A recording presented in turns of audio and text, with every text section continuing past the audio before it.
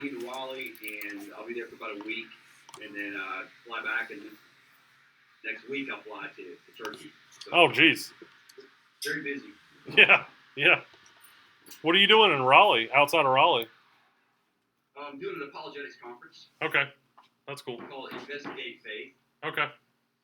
Yep.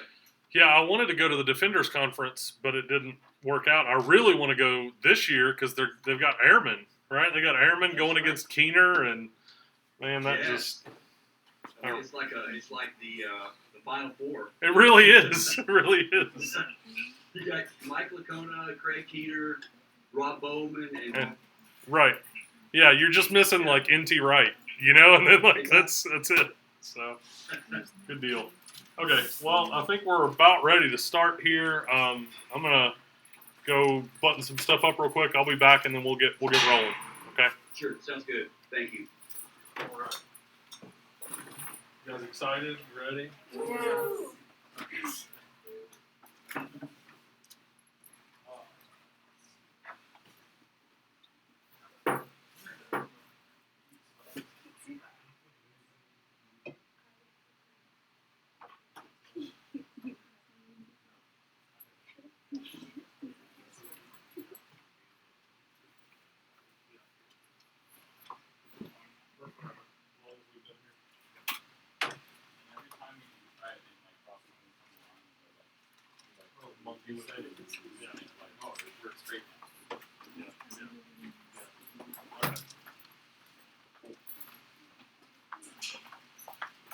All right. Well, there's only one thing I want to mention before we get going. The internet here seems to be kind of tweaking ever so often, and so I might need to like interrupt and ask you to repeat yourself every so often. Hopefully, it won't happen a lot, but every now and then we might drop a little bit, and so I'll let you know if that happens.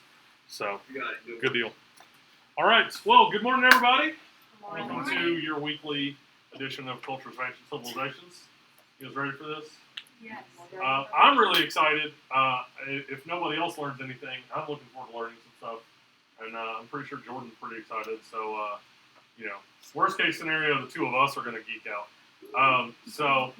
This is Ted Wright. I've been following him for a while on Facebook and social media, and etc. He's got Epic Archaeology, and they just have a lot of really cool stuff going on. I'll let him say more about that, but. You should follow him on social media, right? Epic Archaeology. You should follow that because it's great. So Ted, take it away, man. Hey, thank you. Hey, good to be here with you guys. Everybody have their coffee? Yes. Or beverage of choice? Yes. They're a quiet bunch there. Ryan. Yeah. Right, can you guys hear me okay? Yeah. Need to be louder Good. at all? You guys good? Okay. Cool. Okay. Awesome. Well, very excited to be here with you guys this morning. And there's a lot we could talk about. Ryan reached out to me, a couple months ago, and we've been working this. Just a little background about myself. I actually have taught seminary and Bible college for about 14 years. Also was a pastor at one time. And one of the things that I taught was Old Testament survey and biblical archaeology. And about 2 years ago, I started Epic Archaeology really to help Christians understand the archaeological background of the Bible. And so I'm in the Chicago area now. I'm actually from the South. I actually was born in the deep South in Mississippi, but from Tennessee and North Carolina. So you guys being in my neck of the woods, I actually go hiking down there in Grayson Highlands. I don't know if you guys have ever been to Grayson Highlands State Park, but very excited to be with you guys. And today we're going to talk about a very important subject as it comes to the Pentateuch. Of course, when you think about the Pentateuch, and I don't know how much you guys have gotten into it, but can everybody hear me okay? Just show up. Okay. So, how many of you are Lord of the Rings fans? Like more Tolkien, Lord of the Rings? Yes. Only one person is Lord of the Rings fan? There are three. There are two people off to the side there, and me. I'm not on camera. Well, that's okay. So those of you who are will know this. But those of you who are not, you may not know this, but Lord of the Rings story about a guy named Frodo Baggins, but it's in how many books? How many books does the whole story cover? 3, right? So it's one story but 3 books. So think about the Pentateuch, which means the word Pentateuch means 5 books. 5 books of the Bible are one story, but they're covered in. But the grounding story really is the creation and the Exodus itself. So the Exodus from Egypt that was brought forth by Moses. So today we're going to talk about the Exodus and the historical background of the Exodus, and then also not only that, but the when the Exodus actually occurred, and do we have archaeological evidence for the Exodus? So we're going to talk about that in much detail, and hopefully as we get through some of the material, you'll have some questions. So what I'm going to do now is I'm going to sort of get smaller, and I'm going to share my screen so you can see my slides. And Ryan, if you would let me know if everything's coming through okay, that would be cool. All right, so give me 1 second here. Let me do share screen. All right, so you should be able to see my screen now. Yeah. All right. Yep, there we go. All right, very good. So it's coming through? Yep. All right, cool. So let's look at a couple of questions here that just can sort of get us going this morning. And the first one, these are really foundational questions when we want to explore this issue of has archaeology disproved the Bible, or what is really the Bible? The first question is, what is archaeology? We want to see what that is. And number 2, this is really the title of a book written by a professor. He's now retired, but it's what did the biblical writers know, and when did they know it? Which is a very important question. It may not seem like an important question, but it really is a foundational question. And then number 3, archaeology's 3 functions as it relates to the Bible. At least that's how I understand it anyway. So what is archaeology? Well, archaeology is the scientific investigation of the past by analyzing material remains from past human cultures. It is the scientific investigation of the past by analyzing material remains from past human cultures. So what archaeologists are interested in is studying artifacts. We study the past by studying artifacts. Is anything that has been made or modified by human beings? So to give you an example of that, when I was a archaeology student, one of my first classes was Introduction to Archaeology. And this is years ago, and we had to actually, one of our projects, we had to get our permission from our neighbors. And we had to ask them for a bag of their trash in the trash can. You're like, what? Yeah, that's exactly what I said too. But you'll be amazed at what you can discover about someone from what they throw away. You can discover what they like to drink. You know, they like Coca-Cola, they like Dr. Pepper, they like to eat nachos, you know, what kind of stuff they buy, you know, boxes they throw away, certain things they order, you know. But the investigation of the past by studying the things that people, as it turns out, in the ancient Near East, the biblical story, the material remains are not made out of plastic. They're made out of other things, so they last a long time. So the recovery, it's a broad subject, but it's pretty Ted, hang on a second here. Sorry, I'm gonna see if I can like change the resolution or something because it just stalled a bunch.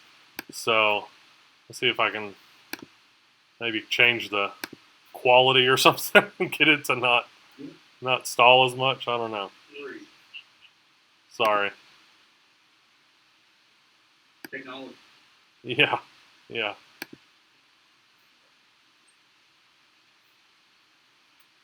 What? You'd think they would give you an option to just like say low quality or something to. Exactly. I don't see it.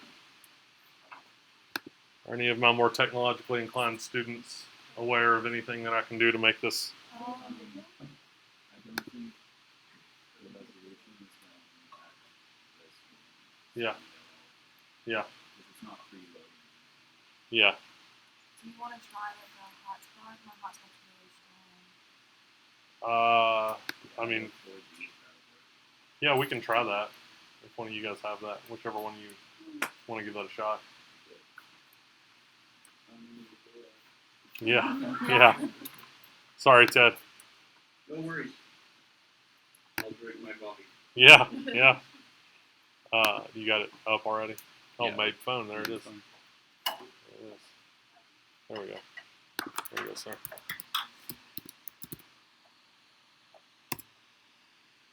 I think that's the right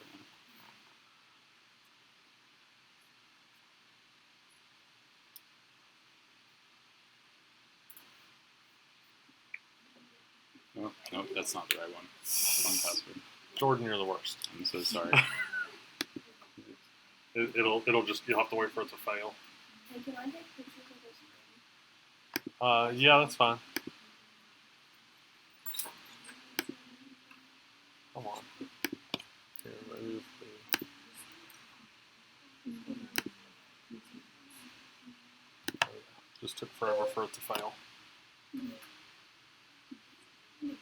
now it's trying to... Okay. I've messed Awesome. everything up. You've ruined everything, Jordan. It's like, why isn't this password working?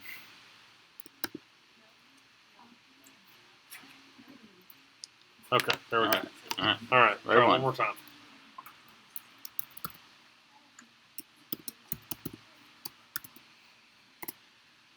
Let's try that. Okay. So that should be... That will hopefully be a little bit better. Okay. We'll see. Ted, are you with us? We pick you back up? Maybe not. I'm willing to bet it's ours. Yeah, I'm willing to bet. I'm upstairs most of the time, and I know what the internet's like up there. I don't know why it wouldn't. Right, yeah, all the way to Illinois. Illinois, I'm yeah. from Illinois. Right, yeah, let's You all. could also call him on your cell Yeah. phone. All right, Ted, are you with us? His battery's really Yeah, or it's frozen. good. You know. He's not good at things. Okay, I'm gonna end the call and then try to call him back. Oh, don't ask me to rate the quality of that call. You don't want me to rate the quality of that call. Let's try it again here. Yeah. Oh. All right, let's see if this works better. Sorry. Well, what I was saying when we lost is that I can get off screen share and just lecture and then bring a picture up if I want you guys to see it. Okay. I mean, Whatever you want. I mean, I can just share the screen, but if it's going to be a low res, then I don't know. yeah. Well, it wasn't the resolution because it was starting to do that even before you shared screen. And so I think there's an internet connection issue, but it looks like it's doing pretty good right now. So we'll see. Yeah, we'll see. All right. Cool. Then I'll go back to screen share then. Okay. All right, cool. All right, let's see here. Where were we? There we go. We're talking about archaeology. Where'd it go? Where did my slide go? So can you guys see my screen? What are you seeing now? Me? We can see us. We can see us. I have no idea. Hang on. Some of the students were less than thrilled about seeing themselves. That was scary. Why did it do that? Where did it go? Not going. We'll ask There we you go. later once we get.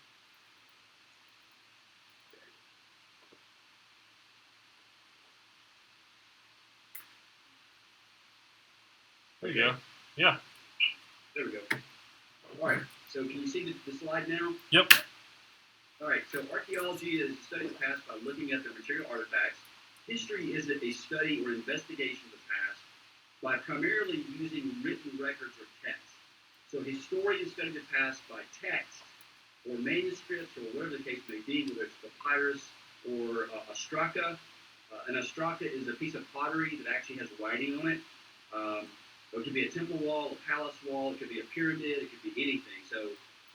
So there is a sort of a formal distinction between history and archaeology, but there's a lot of crossover as well. So there are many times in which an archaeologist will discover something that has writing on it, which will be of great interest to historians.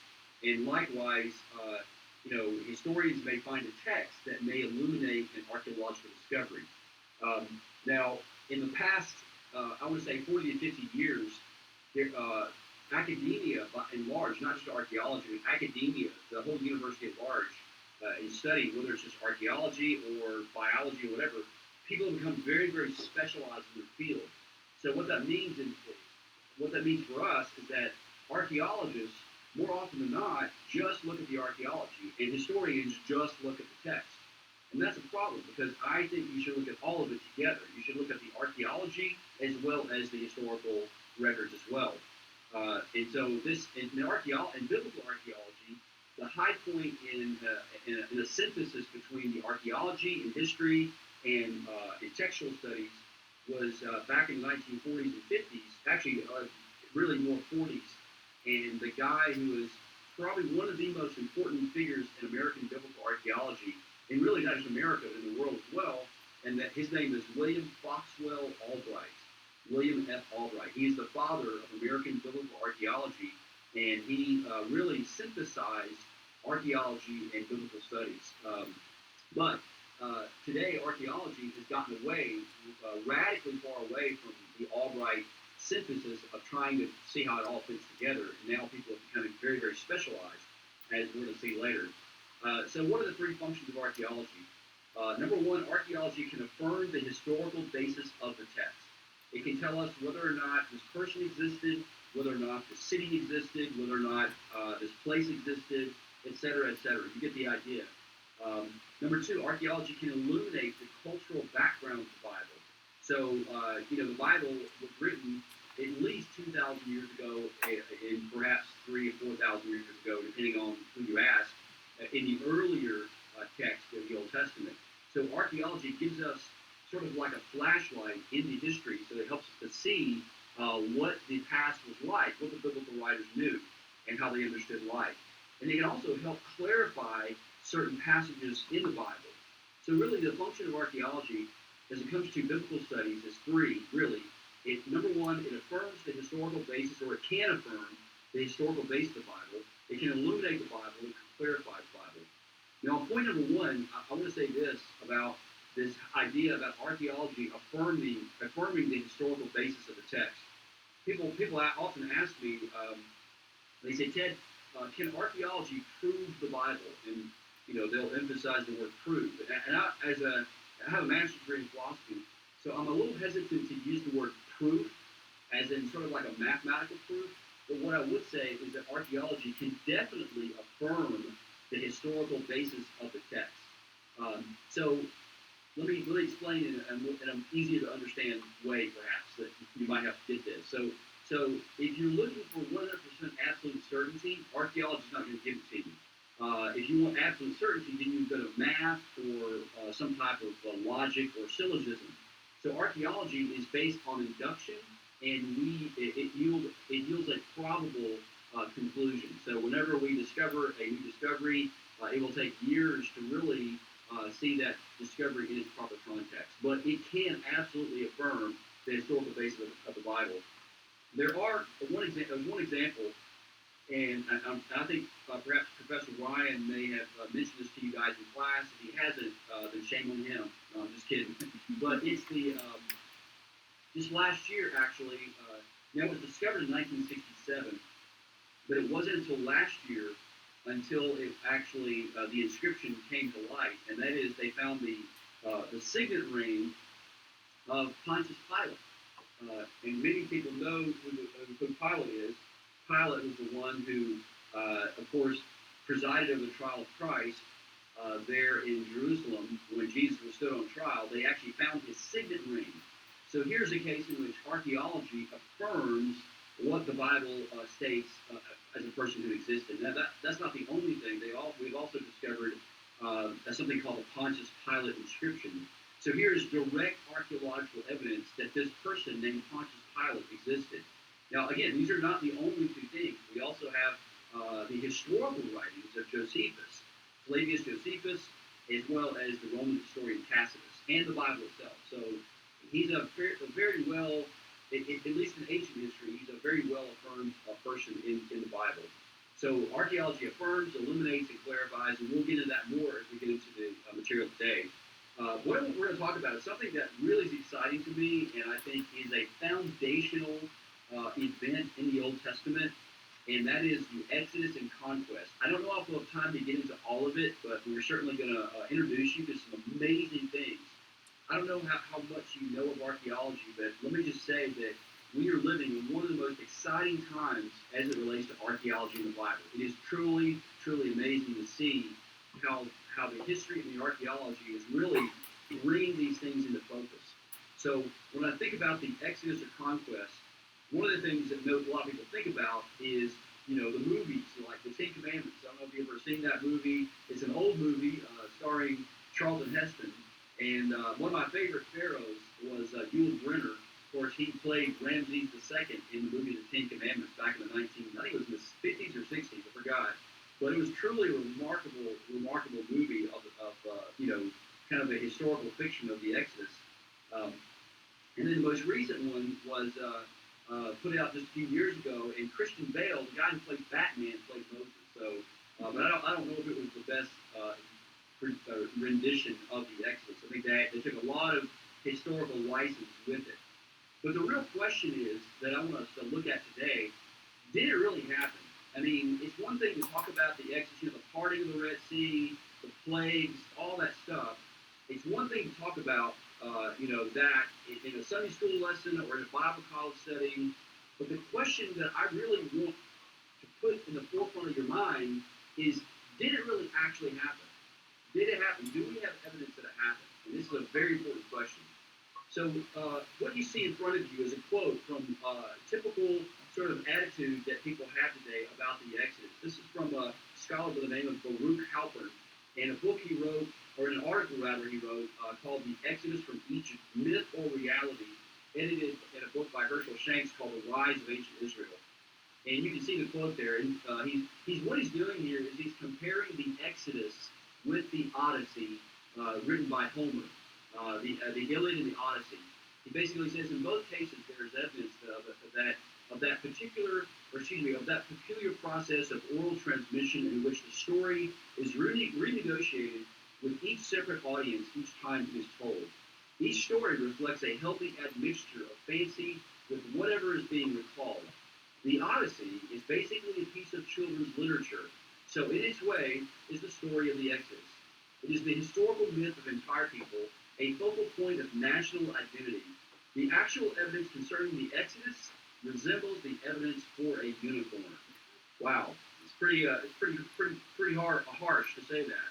Well, he's not the only one. There are other scholars who are skeptical of the historical Exodus as well, and here are a few of them: Thomas Thompson, Niles Peter Lemke, John Van Seters, Donald Redford, and Dr. Bill Deaver, and perhaps one of the most famous archaeologists today, who is a skeptic of the Exodus, is Israel Finkelstein, who is, I believe, Dr. Finkelstein is at Hebrew University of Jerusalem.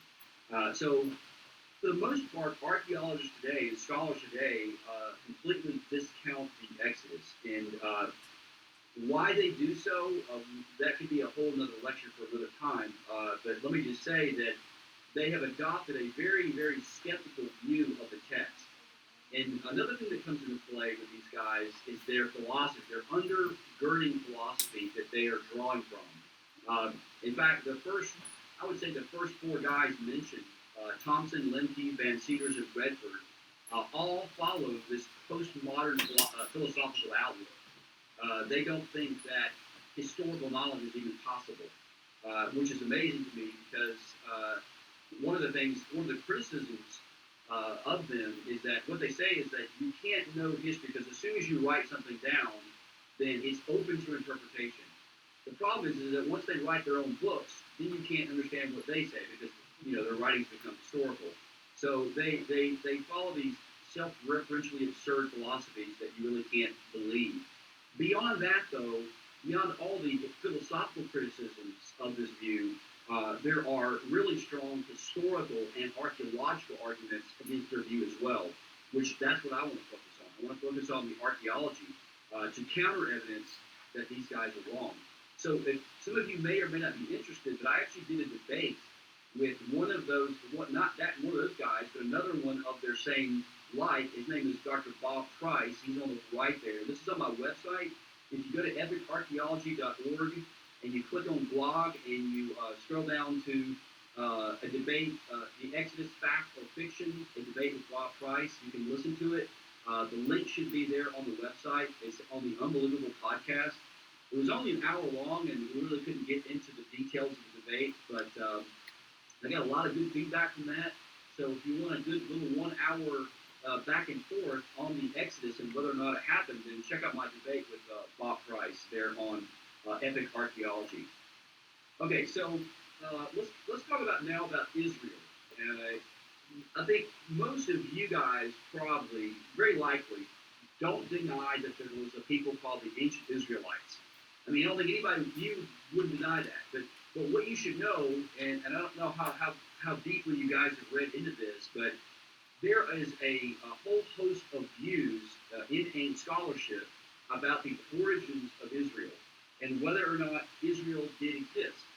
And all of them, in fact, all the secular models today, none of them are conquest models. None of them have Israel coming out of Egypt and going into the Promised Land with Joshua as their military commander. These are what I would call the non-conquest models. And this issue academically is called the emergence of Israel. And notice the emphasis is on emergence. That they didn't come out of Egypt, they emerged in the local Canaanite populations. So the first view goes back to a German scholar by the name of Albrecht Alt. It's called the peaceful infiltration model, also called the traditio-historical model. The second view is called the peasant revolt model by George Mendenhall in the 1960s.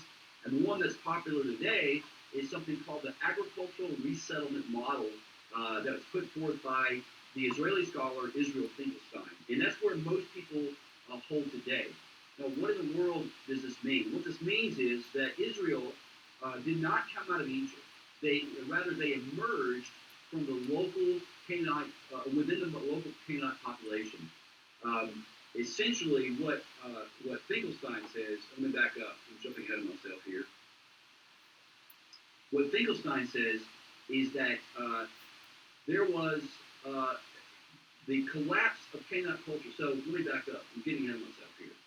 So in 1177 BC, about approximately, between 1177 and 1200 BC, along the coast of Israel that scholars call the Levant, Levant.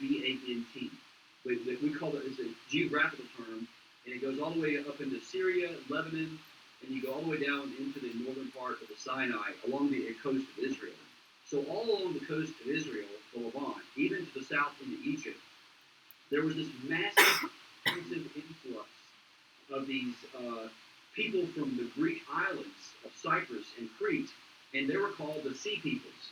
Now, a year before that, they tried to do an invasion, and they were repelled by one of the pharaohs. I believe it was Ramses III, and he repelled their invasion.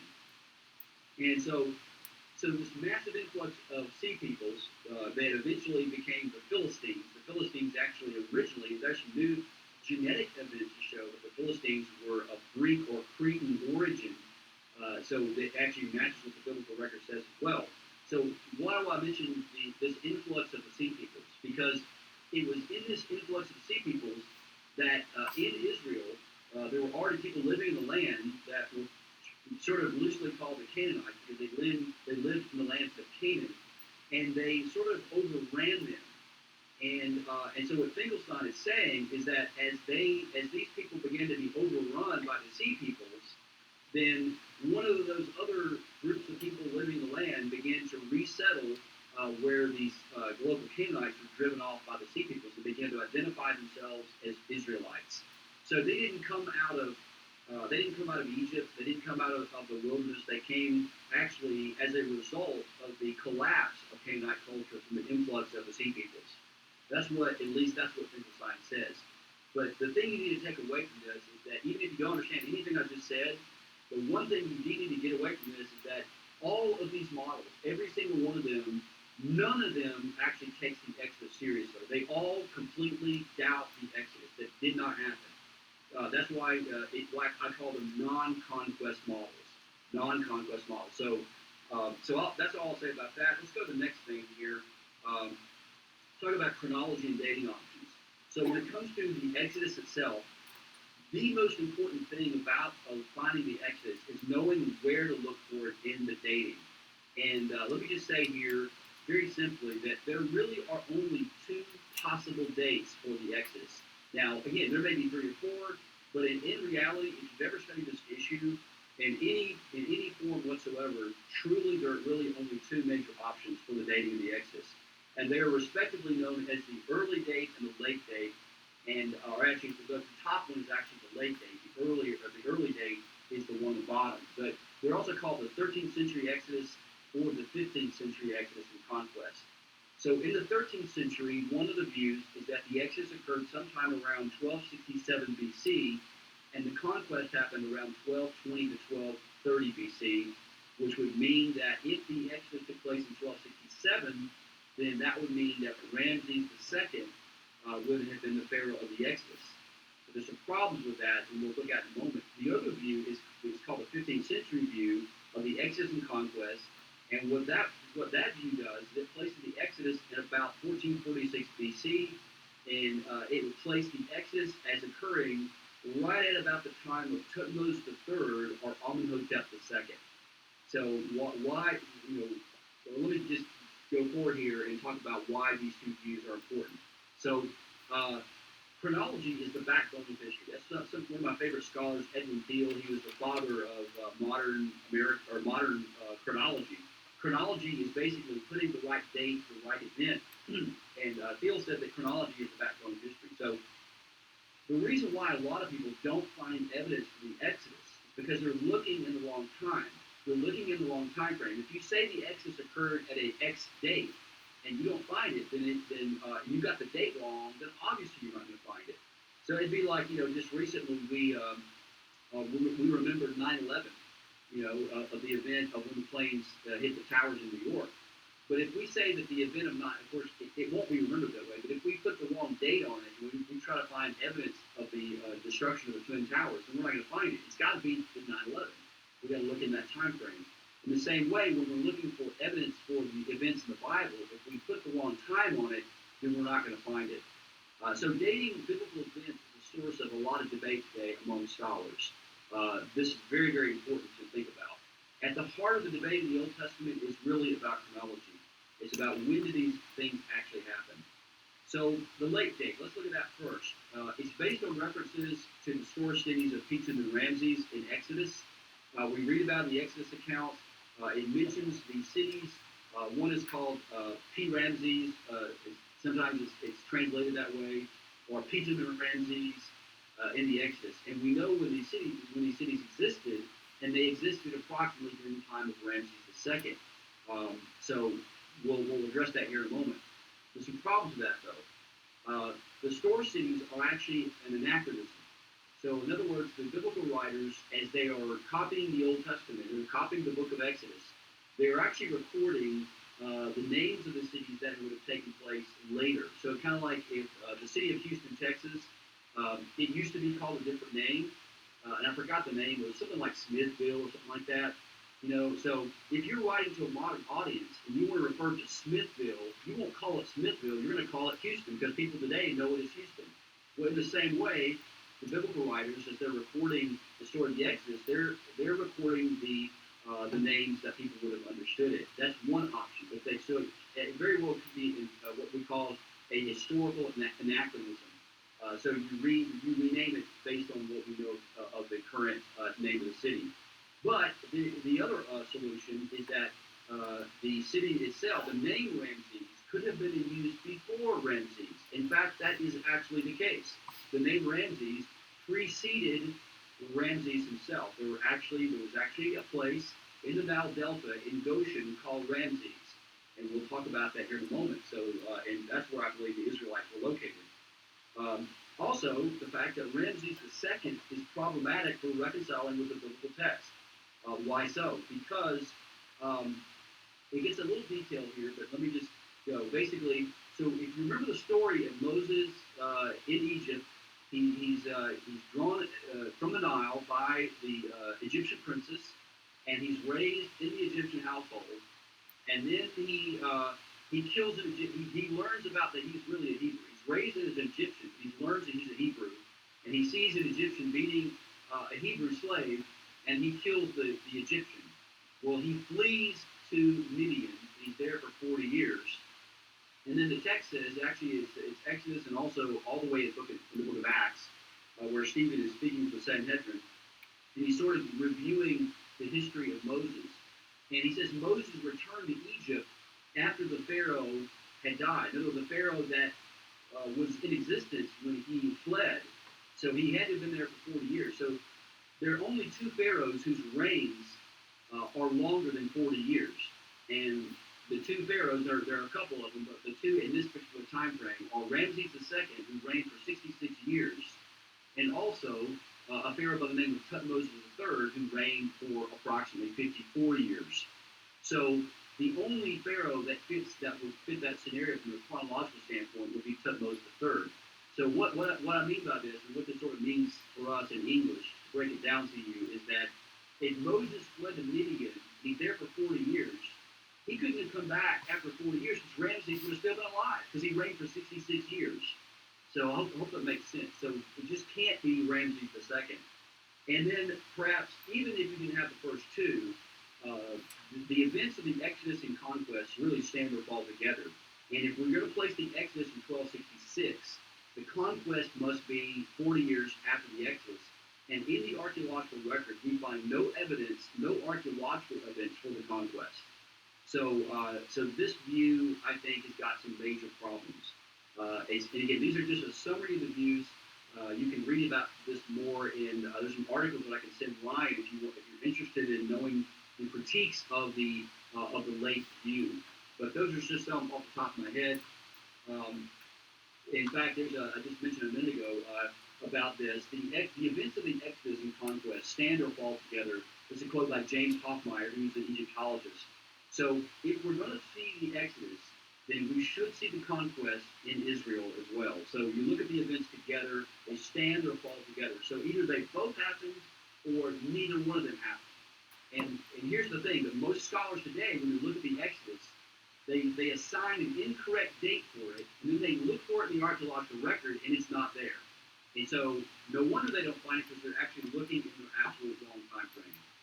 So what is the right time frame? Well, that's what we're going to talk about today. According to 1 Kings chapter 6, verse 1, this is in the internal evidence of the text itself. The Exodus must have occurred 480 years prior to the laying of the foundations of Solomon's temple. Now we know this event took place, and even most liberal scholars would agree with this, that this took place at about 966 or 967 BC. So when you do the math, the Exodus then must have occurred in about 1446 BC. So that's just from 1 Kings chapter 6, verse 1, if we take those years as literal years. And there's every reason to believe that they are. In fact, to prefer a date of 1267, one would need to allegorize the 480th year referred to in 1 Kings chapter 6, verse 1. There's really no good hermeneutical reason to allegorize 1 Kings 6, 1, because, understandably, we want to understand the Bible in its original context. And obviously the biblical writers use different literary genres. They use poetry, they use metaphor. But in Kings and Chronicles, this is just pure narrative. They're not allegorized. This is not some poetic symbolism. It's pretty much straightforward narrative. So there's really no good hermeneutical reason to allegorize the 480th year in 1 Kings 6:1. So there's every good reason to believe that it's a literal 480 years. So in addition to that, a compelling argument for choosing 1446 is that the Jubilee cycles agree with this date exactly, and yet are completely independent of the 479 plus years of 1 Kings 6:1. The Jubilee dates are precise only if the priests began counting years when they entered the land in about 1406 BC. And this is in Leviticus chapter 25, verses 2 through 10. This is actually from the work of one of my friends and colleagues, he's an Egyptologist, Dr. Doug Petrovich, who is one of my colleagues at ABR. Brilliant, brilliant guy, very humble person, and I think he's absolutely right about that. So we've got, just in the text itself, in the Bible, we've got two good starting points for the dating of the Exodus, and it certainly looks like it's in 1446 BC. Now, let me say a word about the Masoretic text. I don't know how much you guys have gotten into this, but so when it comes to the Old Testament, there was a scribal tradition, a group of Jewish scribes known as the Masoretes, and they were incredibly careful at transcribing the text. And they date to, I mean, they don't date back to the time of Moses, but they date back pretty far into Old Testament history, and they were very careful at recording exact letter and words in the text itself. And so let me just throw this up there, and then I'll explain what I mean by this. So, for instance, the Masoretes. If you were a Masoretic scribe and you were copying, let's say you got a copy of the Exodus, your mission, if you were a Masoretic scribe, was to record. You were to record the book of Exodus, word for word, letter for letter, exact letter for exact letter. And you begin with page 1. At the end of page 1, as you copy page 1, you had to go back and count each individual letter in Hebrew, and if your copy had one letter off, you would throw it away and start all over again. So that's an analogy to show how precise the copying of the Old Testament was. Now, how do we know it was precise? What archaeological evidence do we have to know that the Masoretic text is precise in its recording of numbers and things like that? One example would be the Dead Sea Scrolls. In 1948, Bedouins there in the southern part of Israel, the Dead Sea, found the Dead Sea Scrolls. And one of the, in fact, well, not one of, but the most complete Old Testament text ever discovered was the entire book of Isaiah. And it dates to the 2nd century BC, so 200 years before Christ. We've got the complete book of Isaiah, and it is 99.999% exactly what you have in your Isaiah today. So that what that shows us is that the Masoretic text, the Masoretic tradition, was very precise in recording of the Old Testament text. So if that is the case, if we can take the Masoretic numbers and we plug those dates in, then we can look at the internal evidence of the text itself and come up with a dating scenario for the life of early Israel. And we work backwards here. Number 1 really should be number 7, but we're kind of working backwards. But the conquest would have happened between 1406 and 1400 BC. The wilderness wandering of 40 years took place between 1446 and 1406. The Exodus occurred in 1446. The sojourn began, in other words, the Israelites entered Egypt in 1876 BC, and then they were there. So what that means is they were exactly as the Bible states. They were there in Egypt as captives, as slaves for 430 years. Joseph's life there is the span from 1950 to 1805. Jacob went to Egypt in 1876, and Jacob's life there in 206 to 1859. So again, these are sort of dates that we can look at, and they may or may not be right. But the cool thing about archaeology is that now that we've got these dates, now we can go into the archaeological record. We can look at the Egyptian record itself to see if there's any evidence or any clues that the Exodus actually might have really happened. So I cannot overemphasize enough the vital importance of dating and chronology. I hope that sort of makes sense.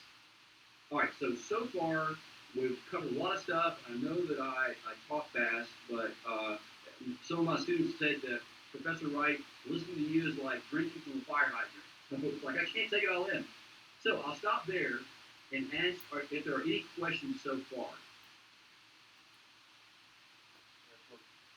Can you hear me okay? Crickets, yes.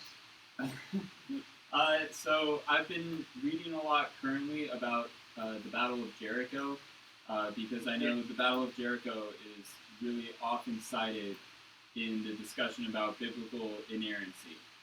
Yes. And a lot of modern day archaeologists don't think that the Battle of Jericho happened, or that it wasn't factual. And as far as I can read, the only thing we really have is around 1500 BC, there was an Egyptian conquest of Jericho, and it wasn't really rebuilt after that. So I know this is like kind of off topic a little bit, but I don't think I could wait any longer for my question. But what is your opinion on that? What do you think about Jericho? It's actually a very relevant question, and I actually have tons of slides for your very question. But let me just answer you. Let me just give you the short answer now, and we're going to go into detail later because you're going to actually see some direct evidence for it. So here's the thing. In archaeology, dating is very important. And how do we date? How do we date archaeological sites? What is the one thing that we date archaeological sites with? We date it with pottery. There's any number of ways to date. People who are non-archaeologists today, they think that carbon dating is the end-all, be-all. That's we use it as a supplemental dating. The standard dating for archaeological sites is pottery typology, or something called ceramic typology. And the layer or the stratum in question at Jericho is called stratum 4 or city 4, and so the pottery very clearly dates the destruction of the city 4, the stratum city 4, to the late Bronze Age, to 1406 BC. Why then do archaeologists redate Jericho? Why do they place it now in the 1500s and ascribe an Egyptian conquering of Jericho? Well, you gotta hang on because you're going to hear the answer in just a moment. But basically, I think that Jericho has been misdated based on faulty archaeology. Not just that it goes against the Bible, but it wasn't the archaeology. And archaeologists have been wrong and can be wrong because they don't look at all the evidence. We'll look at that in a moment. But yeah, the argument for Jericho's conquest in the late Bronze Age is an argument from pottery and archaeology. And it also fits the biblical record as well. So that's the beginning of an answer. You're going to get a much fuller answer when I get to Jericho later. And if we don't cover it, then I will make a point of actually bringing the slides up and actually talking about it and showing and answering your question directly.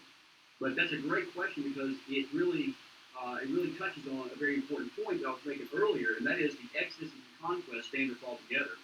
And we know it's Jericho. There's no doubt that it's Jericho. The site is called Tel El Sultan, and it's been excavated for 80 years now. And there's no doubt that it's Jericho. The question is, was it conquered by the Israelites in the time frame that the Bible states that it was? And the answer is absolutely yes, it was. It was exactly the record of Jericho is exactly what the Bible states to a T. The debate, the argument is over the dating of City 4. And we think there are good, solid archaeological arguments to date City 4 to the late Bronze Age. So hopefully that answers your question a little bit, and I will get into much more detail when I get to Jericho later. Great question. Any others? All right. Really quick, just for those of you that are panicking about like getting down every word off of the slides, because I see the anxiety in your faces, we are recording the screen, and I'm going to post that video for you. So take a deep breath, relax. It's gonna be okay. You're gonna be all right. Okay. What I could do is I could actually send you guys a PDF pack and of all the slides, and they can just have them on PDF. Okay, that'd be great. That'd be great. Cool. All right. So yeah, you guys will get a PDF, and all the pictures and all the slides will be on a PDF. So you'll get all that. Okay. So when did Joseph go to Egypt? This is again based on this dating scenario, based on the Exodus date of 1446. This would place. These are some of the pharaohs who would have been. Now that we know some dates, we can look at the Egyptian record, and we can see who the pharaohs were. So Amenemhat III would have been the pharaoh whose rule began the year of Jacob's death. Sesostris III would have been the famine pharaoh. Sesostris II would have been the abundance pharaoh. And we can see this in their reigns. We can see that there were famines during their time. We can see abundance in the archaeological record. So the dates of these pharaohs correspond exactly to what we see in the biblical record. And I'm not going to talk about them, but I just want you to know that it all matches.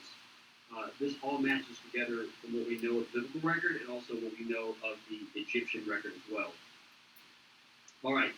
Another big problem for the late date, again, the late date would have been 1260 BC. Well, here's a big problem. It weighs several tons. It was found in 1896 by an archaeologist by the name of Sir Flinders Petrie in Thebes, in Egypt. It's called the Merneptah stele, and on the bottom, it's 10 foot high and 5 foot wide. It's huge. But it dates from 1213 to 1203 BC. The big problem is that Israel is mentioned as actually being in the land by 1213 or 1203. It says Israel's laid waste, his seed is no more. It's literally what it says in the Egyptian hieroglyphics. This is the first and so far only mention of Israel by name in a historical Egyptian text. The significance is because the sense that Israel is identified as an established people at that time. It places them in Israel and Palestine during a time in which they were purportedly arriving. So, according to the late dating scenario, they should be getting in the land, but they're already there, which means that the early dating scenario cannot be right, cannot be correct. In fact, the word in the Egyptian hieroglyphics, they have a particular hieroglyphic symbol for it's called a determinative, and the determinative for people, group, or nation is used. So they were considered, even by the Egyptians, as an established people group, a nation state, as early as 1213 or 1203 BC. So a big problem. That's not the only one. That's just the beginning problem. So when we look at the early dating scenario, what this does is it brings into focus the 18th dynasty of Egypt. And two pharaohs in particular. And there's the beginning of the 18th dynasty. It begins with Ahmose I. The two that we want to look at today are a pharaoh by the name of Thutmose III and Amenhotep II. These would have been the pharaohs of the 18th dynasty, about the 6th and 7th pharaohs of the 18th dynasty. Very interesting what we see in their reigns. So this slide here, don't freak out. It sort of looks like I don't know. You guys don't know if you know who Jerry Springer is, but it's like a Jerry Springer episode. Everybody relates to everybody else. But here are some key figures in Egyptian history related to the historical Exodus. And this is really where it gets interesting. This looks like a confusing mess, but I'm going to try to bring all this together for you. So the third pharaoh of the 18th dynasty was a pharaoh by the name of Thutmose I. He had, and most pharaohs had a primary wife and a secondary wife, or they had concubines, But sometimes they would have children by their primary wife, but the primary wife didn't have a child, and they would have a wife or a secondary child. So Thutmose I and Ahmose, his primary wife, had a daughter, their only daughter, a girl by the name of Hatshepsut. It looks like a confusing word to say, but you're going to want to know who this is. Trust me, this is an amazing woman. She is remarkable. In many, many ways, she's remarkable. Her name is Hatshepsut. Hatshepsut is what we call her. She is the daughter of Thutmose and Ahmose, the primary wife. So keep that in mind. Okay, so Thutmose, the same dad, had another child with his secondary wife, Nofret, and they had a son named Thutmose II. So Hatshepsut and Thutmose II, half brother and sister, married each other, and they have Nebuchadnezzar, and that's their only daughter. Everybody follow me so far? So we're going down the chart here. Thutmose II and Hatshepsut get together. They marry. They're half brother, half sister. So they have the same dad, different moms. They get together and they have a daughter. Okay. So then Thutmose II goes to a secondary wife, and they have a son by whose name is Thutmose III. Okay. So Thutmose III and Hatshepsut co-reign. So let me back up. Thutmose II actually, he's the wife. The wife is Hatshepsut, and Thutmose II dies at a fairly early age. But the oldest male child of Thutmose II is Thutmose III. But he's only like 1 year old when his father dies. So that leaves his stepmother, Hatshepsut. So there we have, you can see on that line where it says Thutmose III and Hatshepsut, there is a co-regency of about 22 years. They reign together. So she is the older, she's the stepmother, and her husband is now dead, and the oldest son is he's a little baby, like 1 or 2 years old. So they established what's called a co-regency. So they reigned together for about 22 years until Thutmose III is old enough to reign. Now this is greatly significant, greatly significant. Let me back up. Let's go back up the chart now and talk about Hatshepsut. So look there at the very first line, Thutmose I and Ahmose, the primary wife. Hatshepsut, the third, who's the daughter, the only child of the pharaoh, the third dynasty of Pharaoh, Thutmose I. Well, guess who was born during her teenage years? Hatshepsut. When she was a teenage 13, 14-year-old girl, Moses was born. Based on chronological considerations and based on inferences, it is very likely the case, although we cannot prove it with 100% certainty, that it was Hatshepsut, the daughter of Thutmose I, who actually drew Moses from the Nile. Keep that in mind. You're gonna write that down. If you're taking notes, do write that down. Hatshepsut is the princess who drew Moses from the Nile. Okay? So she drew Moses from the Nile. She takes him into the household of the Pharaoh and raises him. Then he and Moses, or Thutmose III and Moses, would have very likely known each other. Okay? Now Moses was a little bit older, but he probably had a half brother in the household of the Pharaoh, raised under the tutelage of Hatshepsut, and so Thutmose III is reigning in Egypt. As he gets older, he basically, let me back up. Hatshepsut does some remarkable things. Not only does she draw Moses, but when Thutmose is a little boy, like young, she actually does incredible building projects all throughout Egypt. She is just an amazing pharaoh. She's a woman, but she does, and in that society, they didn't really, that just kind of just didn't happen. But they allowed it to happen then, and they allowed her to rule as pharaoh, and she just did an outstanding job as pharaoh until Thutmose III actually came to power. In fact, she is one of the most well-known princesses in the ancient world. You can look her up. I mean, just do a Wikipedia search on. Now, Wikipedia won't put all the stuff about Moses in there, but certainly it is very likely that she was the one to draw Moses from the Nile.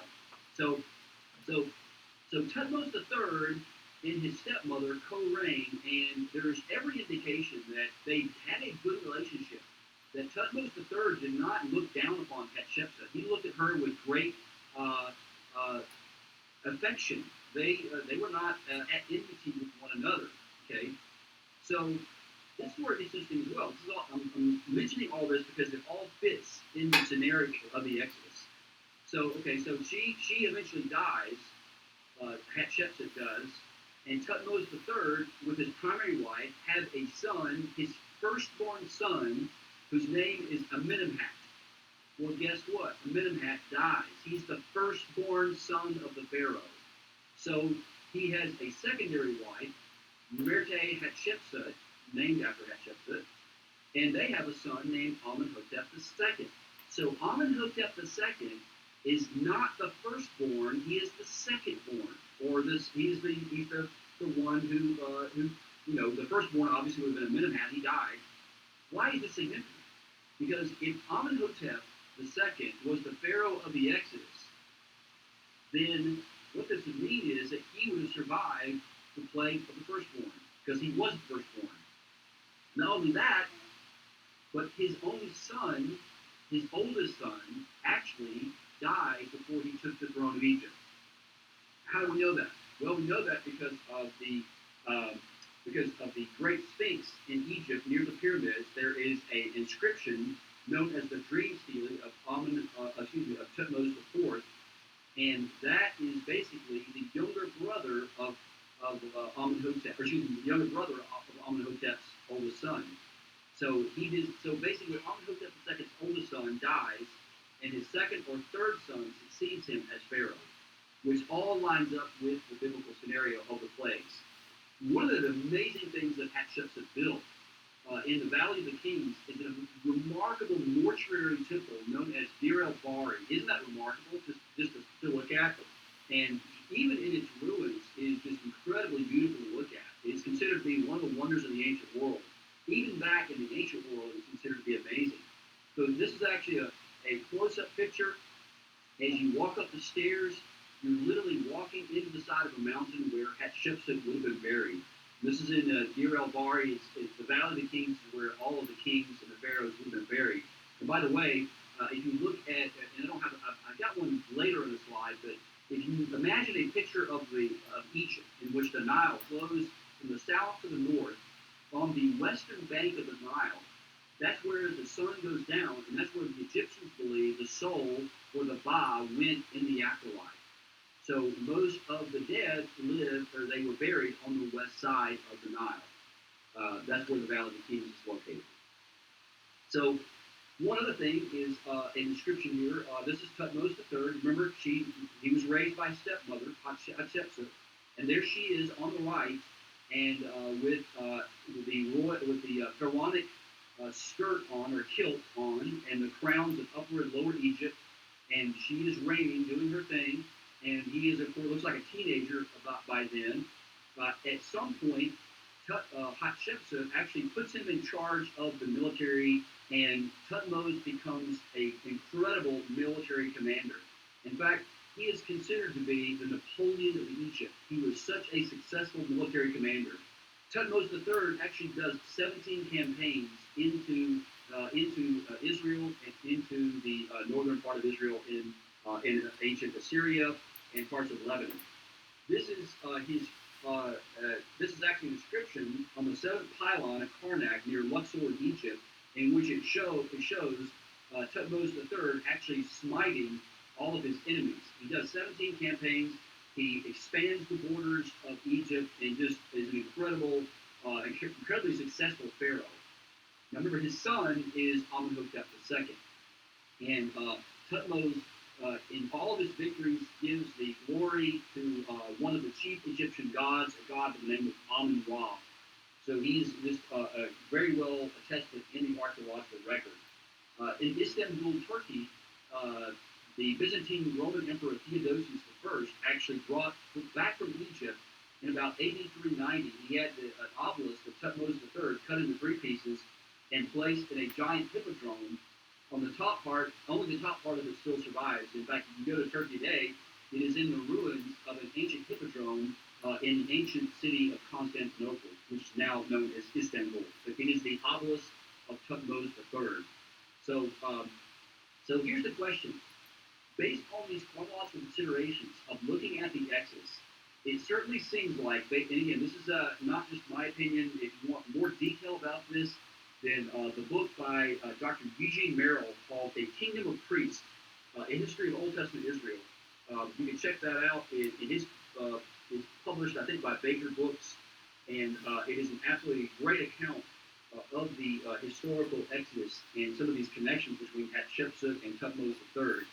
But so if we're right on our dating, then it's very likely the case that Tutmosis III would have known about Moses, if not directly knew him personally, and he would have been raised by his stepmother, Hatshepsut.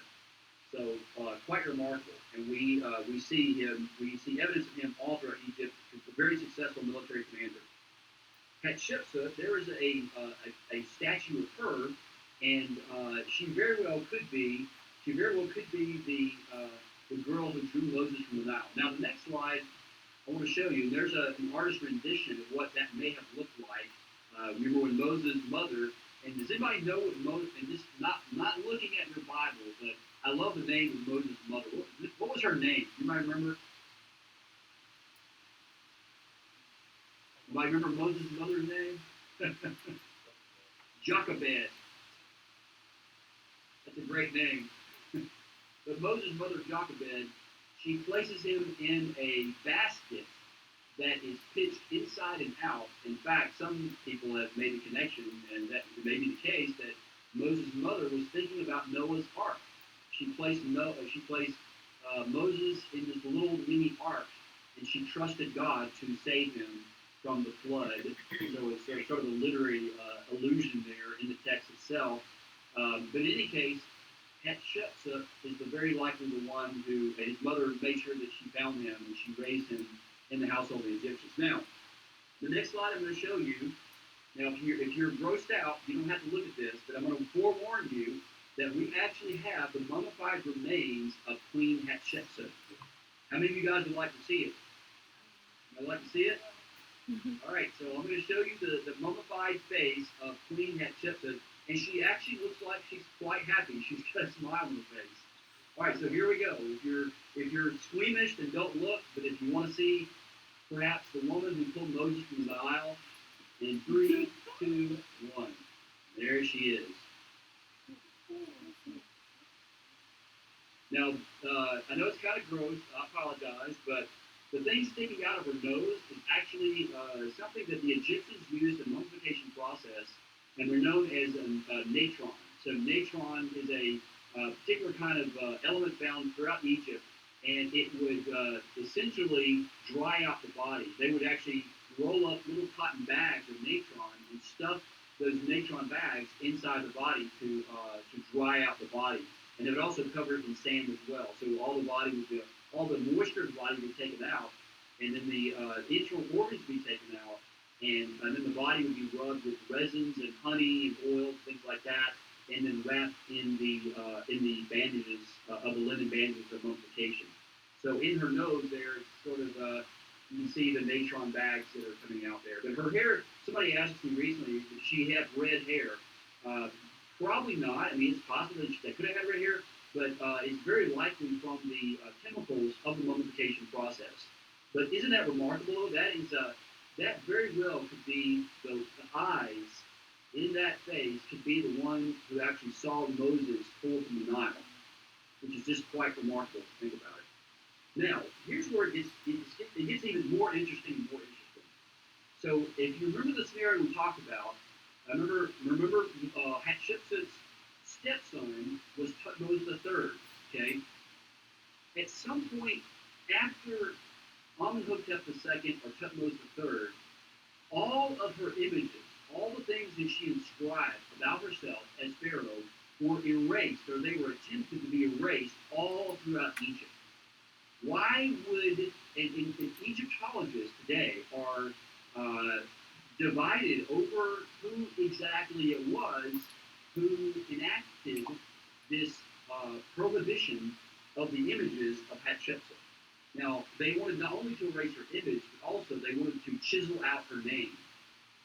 This is significant because in the Egyptian culture, in Egyptian religion, in Egyptian their worldview, to the pharaohs, you would live forever if your name would be inscribed in stone. In other words, the bigger monuments you built, the more names you put out for yourself, then you're ensuring your place for eternity. So the fact that someone tried to erase Hatshepsut's name meant that they really had a major vendetta against her. Now, again, here's where it gets interesting. The most scholars believe it was either, well, let me back up. The consensus today is it was Tutmosis III. But as you look at the history of Tutmosis III, he had nothing but praise for his stepmother. He wasn't against her. He wasn't angry with her. In fact, it was largely due to her influence that he was very likely successful. So who is the only other candidate who would have wanted to erase her images all throughout Egypt? That would be his son, his second son, Amenhotep II, who we believe is the Pharaoh of the Exodus. Why would he do this? He would do it because remember what Hatshepsut did? She is the one who brought this Hebrew slave into Egypt. And if Moses then enacted the Exodus, then Amenhotep II would have had every reason to erase the image of Hatshepsut all throughout Egypt. Very interesting. So Amenhotep II, this is the second oldest son of Tutmosis III. Early in his reign, he was a skilled warrior. He did a lot of campaigns. He did several campaigns into Israel and into Levant. He was very skilled, as you can see here from this description.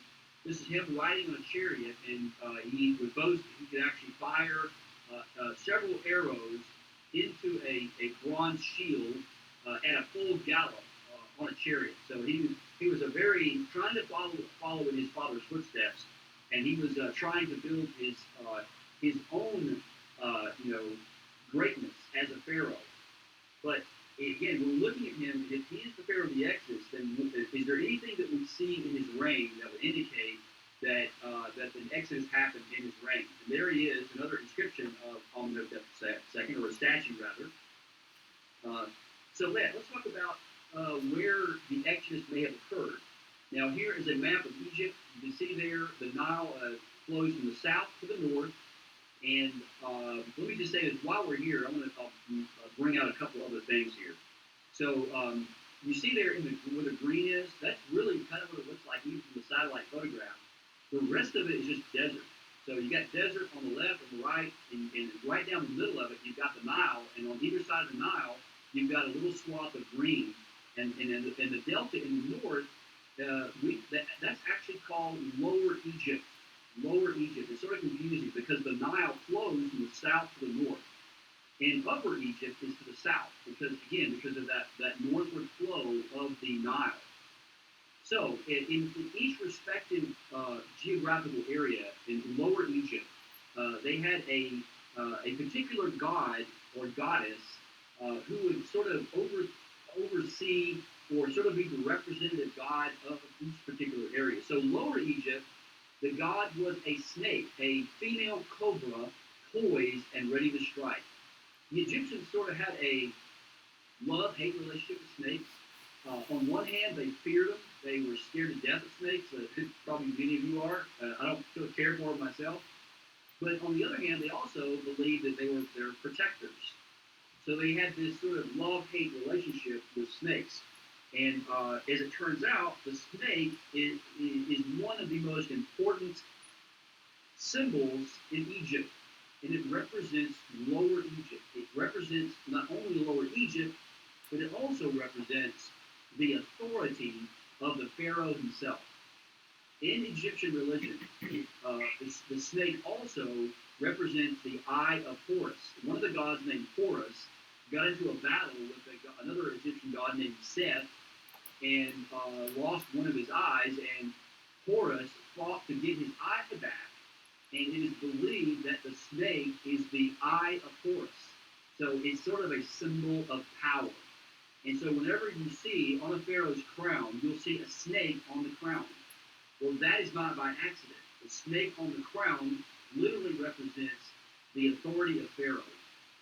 The snake has all kinds of, we could just talk about the snake just for an hour or two, just on the symbolism of the snake. Let me mention one more thing about the serpent in Egyptian culture. So one of the other things it represented, besides belonging power, is it represented eternal life. How so? Because when the Egyptians observed that the snake would shed its skin, it would sort of be reborn, sort of like it's a rebirth. So the serpent is a very, very powerful symbol in Egyptian culture. Now, this is going to be important. We're talking now about direct archaeological evidence. We were anyway. We're talking about the pharaohs. And now what I'm getting into is some of the internal evidence in the text itself of the Exodus that was written by someone who would have understood Egyptian culture. If Moses, as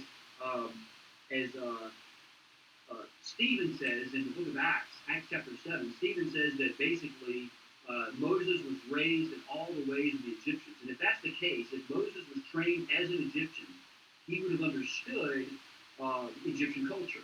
And we see this evidence of these images all throughout the Exodus narrative. One other incident that happened as well is the incident, as we're talking about the snake and the serpent, let's talk about this. The incident of the serpents and the crossing of the Red Sea and the boundaries of the entire narrative are reinforcing an entire singular scene, or theme rather. So I'm reading here from a book that I'll mention here in a moment by an Egyptologist and an archaeologist, John Curran, and his book on Egypt is absolutely brilliant, but this is absolutely amazing. So there's a Hebrew word called Bala, B-A-L-A, Bala, which appears in Exodus chapter 7, verse 12. Bala. It is when Aaron's rod, remember when Aaron had his rod and he threw it down and it became a snake? Remember that episode in the Old Testament when they go before Pharaoh? Aaron's rod swallowed, the word Bala is swallow, okay, in Exodus. In Exodus 15:12, the Egyptian army was swallowed by the Red Sea. So here we've got Moses and Aaron's staff swallowing the serpents or the staff of Pharaoh, and then the Egyptian army being swallowed by the Red Sea. And what was it that caused the Red Sea to part? It was the same staff. The same staff. Hit the staff and hold it out, and the sea parted and went one side. Isn't that cool? It's amazing. So, the staff that swallowed the sorcerer's snakes points to the staff that caused the waters to engulf the Egyptian army. So what Currid maintains, and I think he's actually right here, is that what we have in the Exodus is we have a major battle, a major confrontation between the Hebrew god Yahweh and the Egyptian gods. It is a cosmic battle in which Yahweh is victorious. They have no power because they don't exist. And so it is a polemic. And a polemic is sort of a literary battle showing you that God is the one who is really the true God. And that's really the whole point of the Exodus narrative. So that's a little bit of background while we're talking, while I had this map of Egypt up. But the snake represents Lower Egypt. And whenever you see a snake on a crown, it represents the Pharaoh reigning over Lower Egypt. Sometimes you'll see a crown that actually has a snake and a vulture. And in that case, what you have is the vulture is the goddess Nekhbet, and she actually reigns over Upper Egypt to the south in the desert. So we've got a pharaoh who has on the brow of his head the emblem of the cobra and the emblem of the vulture, and we have a pharaoh reigning over all of Egypt, Upper and Lower Egypt. These are symbols of Pharaonic power. But the main one, the most important one, was the serpent, the Uraeus serpent or snake. This city here in the circle is what I want us to focus on next, and this is where I believe the Israelites were located, based on the chronology, based on what we know of Amenhotep II, as well as Thutmose III. Now, while we got this map up, I want you to look down, and sort of in the middle of the map, there's a star, and you see Memphis. Now, that's Memphis, Egypt, not Memphis, Tennessee, which is actually where I used to live many years ago. So they're not eating barbecue down there. But in any case, Memphis, Egypt is actually, Memphis, Tennessee was named after Memphis, Egypt. It means great city on the river. So I don't know if you knew that or not. Really cool. In fact, in Memphis, Tennessee, they actually have a pyramid built on the side of the river. It's now a Bass Pro Shop. I don't think you did that Bass Pro Shop. But anyway, the reason I mention that is that in the 18th dynasty of Egypt, so we're talking about the early dating of the Exodus. So in the 18th dynasty of pharaohs, most of the pharaohs of the 18th dynasty made their residences far to the south in a place called Thebes. So we're talking about, it's not even on the map, it's further down south on the map. But Amenhotep II made his capital, or made his residence in Memphis. Now, why is that significant? That's significant because it would have placed him close to Moses and Aaron, and guess where they were? They were at Avaris. And Avaris is a place called, in Arabic, it's called Tel El Daba. And this is where we believe the Israelites were located. Well, guess what, guys? Not only were the Israelites located there, guess what was based there at Avaris? The chariot forces and the military of Amenhotep II. Very interesting. Okay, now things are getting really interesting. So this is what it looks like in the satellite imagery. This is approximately where Goshen would have been. On the left-hand side, you see these two blue sort of fingers in the sea there. That's known as the left one, or the westward one, is called the Gulf of Suez, and the one on the right, or to the east, is called the Gulf of Aqaba. To the right of the Gulf of Aqaba is modern-day Saudi Arabia. And if you look at the northernmost point of the Gulf of Aqaba, it goes up into a valley known as the Jordan Rift Valley. And if you follow it up, you see that next body of water. That's the Dead Sea in Israel. And I believe that the cities of Sodom and Gomorrah are located just south of the Dead Sea. And on the Jordanian side, two ancient sites known as Babet, Dra, and Numeria. And I don't have time to do that, but just to point out that that's where it's very likely located. But what I want you to see here is that Avaris is located in the northern part of Egypt, right along the Pulsaric branch of the Nile as it empties out into the Mediterranean. That's where the Israelites would have been. Now, what do we know about Avaris? And why do we think this is the site where Moses would have been? Because this is where, again, this is where the biblical Ramses would have been located. And it's where Jacob and his family moved in 1876 BC.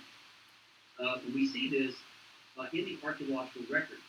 We see that there was a large presence of Asiatics or non-Egyptians at Avaris for about 400 years.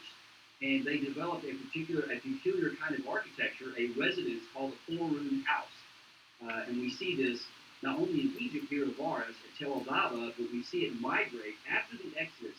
We see that building type, the four-room house, migrate into Israel and into Canaan after the Exodus in 1446 BC. So let's point out a couple other things here. This is actually the modern-day excavation of Avaris, and you can see how lush it is. It's very green. It doesn't look like desert at all. But in the ancient world, it would have been very, it would have been lower level because this is like 3,000 years ago. But it was excavated. It's been excavated by about 30 years by an Austrian archaeologist by the name of Manfred B. Tack. And Dr. B. Tack excavated there and has uncovered some really, really remarkable things. Again, I mentioned the foreign house, the presence of the Asiatics. So what was very, very interesting about this, and this is actually a really cool slide. This is from the movie Patterns of Evidence. I don't know if you've seen this movie or not. It's a documentary. But Avaris there is to this lower part of the screen, and Ramses. This is an interesting thing. It's also in the same area. So this is where Ptah and Ramses would have been, and in the Old Testament, this is where the Israelites would have been. This is where they lived for 400 years, and where the famine took place. But it gets even better. It gets even more amazing what was discovered. So at about 1446, about the time of the Exodus, the place where the one of the areas where they actually had the military garrison base, it goes blank archaeologically. In other words, there's a huge military presence, people living in this place, and then it becomes abandoned and disused. In fact, it's used as a sheep burial area for many years afterwards. Why would that be the case? Because if Pharaoh sent his army out to chase after the Israelites after the Exodus, and they were destroyed by the Red Sea, then they're not going to come back to live in the same place. And here we've got direct archaeological evidence that they're not there anymore. They're there in the archaeological record, and all of a sudden they disappear. It gets even better. It's cool. So there's the pastoral activity, the sheep burials, and that later. B. Tack also discovered a statue that very likely could be the statue of Joseph himself in around 1806 BC in Goshen. There are several limestone fragments from the statue of the non-Egyptian Asiatic man excavated in 1991, reconstructed in the southeast section of the cemetery. The destruction of the statue, in other words, it was somebody broke the face off and tried to chisel away the head at some point after it was built, probably around 1446. So if it's Joseph, it's predictable given the destruction of Egypt during the Exodus. Deliberate chisel marks on the head and the eye socket are visible. This is consistent with the erasure of Hatshepsut from images since she adopted Moses. Now that's cool, but guess where it was discovered? This is amazing. This is discovered, again, excavated by the Austrian archaeologist Manfred B. Tack in Avaris. They found this statue, get this now, in an area that dates to the time of the patriarchs. There are 12 tombs, and one of them is the biggest tomb that's in the shape of a pyramid, and this statue was in the entrance to the pyramid tomb, and there are 11 other tombs surrounding this big tomb. Now, how many brothers did Jacob have? 12. There were 12 sons of Jacob. Joseph, who was the vizier of Egypt, he was the one who took them in, and then his 11 brothers. And there is a artist rendition of the pyramid tomb where the statue was discovered. Isn't that cool? And this is what it would look like in the entryway. So we got it would have been painted, and he had a little staff there, which would have indicated he had great authority. So here we have a non-Egyptian, an Asiatic, found in Avaris, who is actually buried well, let me back up. The bones were actually not there. There was no mummy or no body found in the tomb. Now, why is that significant? Because what happened when the Exodus happened? They took Joseph's body and his bones, and they took him to Israel. The Bible even says that they mummified him in the manner of the Egyptians. So it's very possible that if the climate is correct, if the climate's right, that we could actually find the mummified body of Joseph. We've seen Hatshepsut, and it's possible that we could actually have the mummified remains of Joseph. Now, so far, archaeologists have not discovered that, but several years ago, just a few years ago, I was in Israel in excavation, and I was traveling actually with some of my colleagues, and we went to the West Bank, and we know, according to the Bible, that they took Joseph's body out of Egypt, and they took it to Israel, and they entered, and the first place they came to was Shechem, and they laid the body at Shechem. It lay there for many years. I don't think it's there today, but to commemorate the site where Joseph's body lay, there was a marker, and so today, at modern-day Shechem, now known as Nablus, it's in the West Bank. It's very, very politically, I won't say politically unstable, but it's sort of like you just don't want to go there by yourself. It's Palestinian territory. But we went there, and the Palestinians actually let us go in and see this place where the body of Joseph once lay. And there's yours truly beside the spot. We call this, there's actually a name for it where a body once lay in a place. It's called a cenotaph. Cenotaph, a cenotaph. And that stone there, right by my foot, is the marker that has been there for who knows how long that marker's been there. But it lay at the foot of where Joseph's body once lay. So there's really good historical inferences that is the very place where the body of Joseph very likely once was. Now, it's not there today. I think they've done some excavation. They never found it. So, but I think there's other good historical connections that it's actually further north in Israel somewhere. So, let me back up before I get to the next slide here. This picture now, let me stop where I am now and sort of shift gears a little bit and just sort of bring some context into this. So, when we're looking at the Exodus, we think about the Exodus. I don't know if you guys are familiar with this. I'm old enough to know. They had these old cameras back when I was a kid called Polaroids, and you would take a picture, and the picture would instantly come out, and it sort of like, it took like about a minute or so to develop, and I remember the smell of the film, it's really cool to watch it, and you see the picture slowly develop before your eyes. And so think about archaeology sort of like that Polaroid picture, where you take the picture, and as time goes forward, the picture begins to emerge. That's sort of the way I see the evidence of the Exodus. As now we're getting into, and I think now here in 2019, we're at a time now in which the picture of the Exodus is now really, really coming to focus. And we can really see the colors coming out. The next thing I'm going to share with you is going to be really one of those aspects of the picture that really brings to the focus. Now again, if the dating scenario that we got is correct, the 1446 Exodus date, if Amenhotep II is the pharaoh of the Exodus, and there's every indication that he is. Now, I hadn't even mentioned this. There's so much to say about him. I get so excited about this stuff. It's amazing.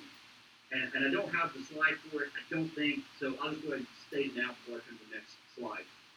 So his army goes missing at Avaris. Something else that I didn't tell you about Amenhotep II. Okay, so in the plague of the Israelites, when God brought the plagues to Egypt, the 10th plague was the death of the firstborn. So Amenhotep II himself was not the firstborn. His oldest son died, we know, because of the dream seal of Tutmosis III. It's Tutmosis IV who succeeds him as pharaoh. So the spotlight is squarely on Amenhotep II as the pharaoh of the Exodus. But there's more. And the he actually orders the overthrow in the 9th year of his reign. Something happens, some momentous event happens in the reign of Amenhotep II, and guess what? That is the same exact year when his army goes missing. He orders the overthrowing of all of the Egyptian priests who failed him. In other words, the Egyptian gods did not come through. He was supposed to keep Ma'at in all of Egypt. Now, Ma'at, I haven't talked about that. Ma'at, M-A-A-T, is an Egyptian word, and it simply means law and order. It means that he was supposed to keep Egypt all together. But because the plagues came in, the Nile turned to blood, the cattle got boils, and then eventually all the firstborn in all of Egypt died, including his own firstborn son. He could not keep Ma'at. And throughout the plague narrative in Exodus, I think it's 15 and 17, I have to double check that. But in the plague narratives, there's actually 3 Hebrew words when it refers to the hardening of the heart. And the imagery here that I think Moses is trying to paint is that he hardens his heart. At first, it's a hardening, and then it's even a more hardening in the second word. And by the time it comes to the third word, that he used 3 different words for hardening the heart. He could use one word, but the indication here is that the heart of the Pharaoh is getting heavier and heavier and heavier and heavier. Now, according to Egyptian religion, Egyptian cosmology, one of the things that would happen in the afterlife is the heart would be weighed in the scale balances of truth, or Ma'at. Ma'at, M-A-A-T, was represented by an Egyptian goddess named the goddess Ma'at. And she goes, and there's other different names and titles for her, but essentially her name is the goddess of truth, and she's represented by the hieroglyphic feather of truth. And there's actually a scene in something called the Egyptian Book of the Dead, which is really not a book per se, it's a collection of writings from the pyramids and from papyrus manuscripts. And essentially, there's a scene in the Egyptian Book of the Dead that shows the Pharaoh's heart being weighed against the scale balance of truth. And if the Pharaoh's heart was hardened and heavy, then the pharaohs would be condemned to wander in the afterlife. You could not enter into the realm of day and the realm of the sun. So this is another internal evidence that the writer of the Exodus understood Egyptian religion, understood Egyptian cosmology. It's really remarkable. We wouldn't understand that if it were not for understanding Egyptian hieroglyphics and Egyptian religion. So Amenhotep II orders the overthrowing of all the Egyptian priests. His army goes missing. His firstborn son does not succeed him as pharaoh. And this the next part I want to mention as well. Okay, so if the Israelites were in Egypt for 400 years, what evidence do we find? Again, we find the evidence in Avaris. We find the foreign house. We find them there. So let's now talk about another thing about Egyptian culture. One of the other things that the Egyptians would do, they practiced agriculture, and they had different building projects, early in their history. The pyramids didn't come until much earlier. By the time the Israelites were there, the pyramids were already in existence and been several hundreds of years old by the time the Israelites came on the scene. Back even like a couple thousand years old, if you will. Especially the Great Pyramids of Giza, Cheops, and Khufu, I forgot the third name, but the Great Pyramids of the Giza Plateau. So, I forgot I was going with that. Lost the train of thought. Give me a second here.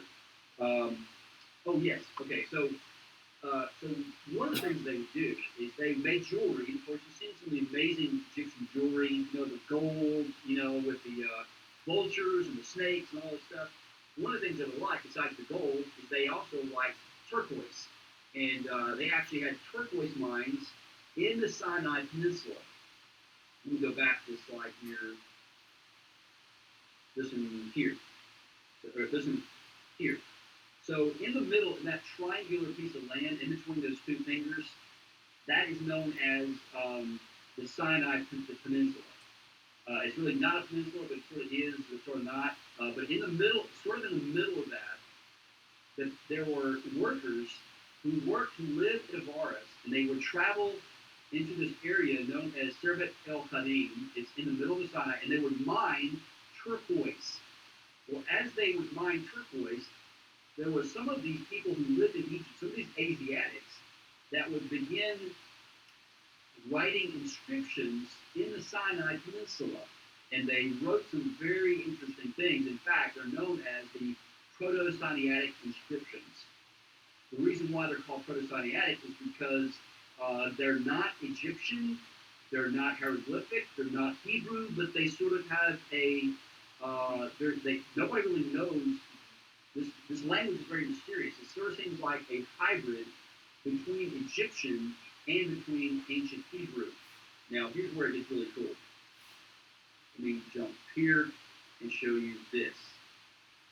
In these inscriptions, Dr. Doug Petrovich believes he has broken the code for these Proto-Sinaitic inscriptions, and if his understanding is correct, and I think there's every reason to believe it is, this is in this book called The World's Oldest Alphabet. He believes that this is actually the first Hebrew, and it came out of Middle Egyptian. And if his translations are correct, then he has actually discovered direct evidence for the Israelites in the Sinai Peninsula.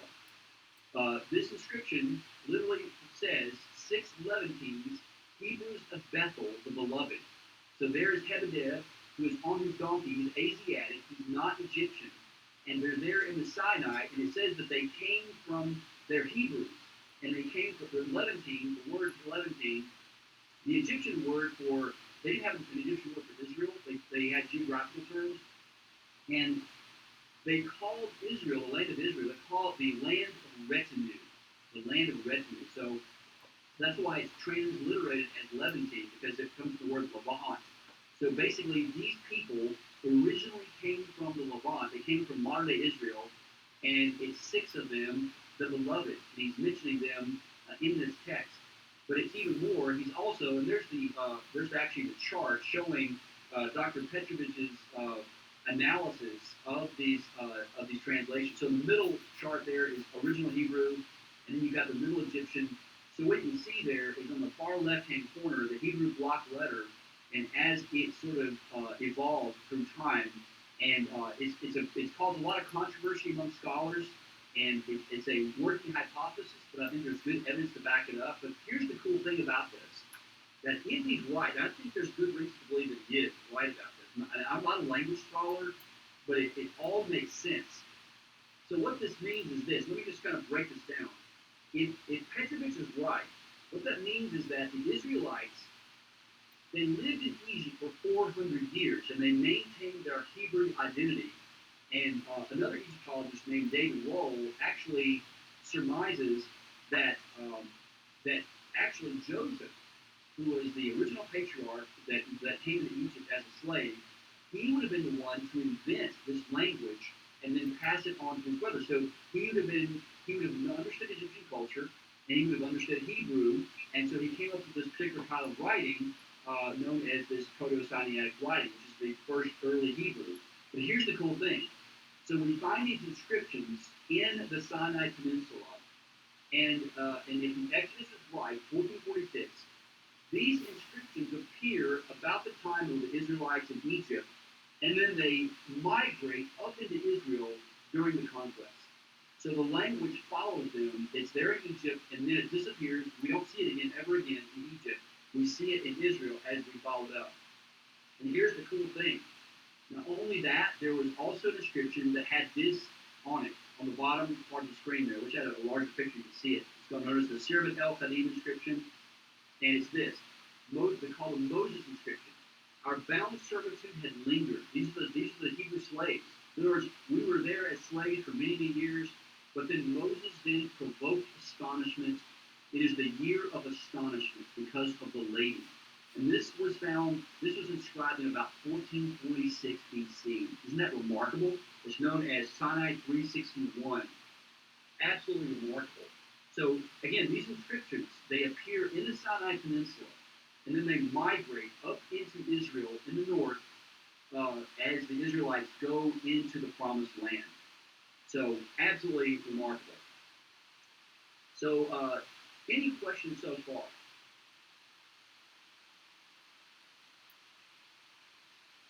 Ted, how would you feel about taking like a 5 or 10 minute break? Yes, that's fine.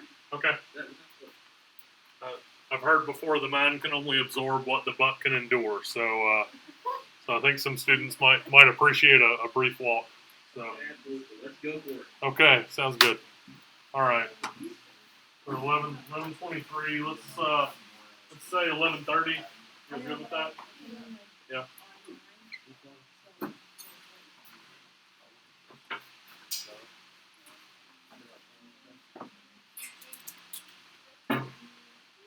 Very visible if you're not seeing what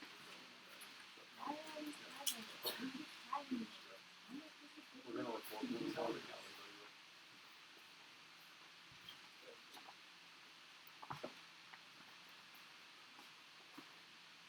How's your phone?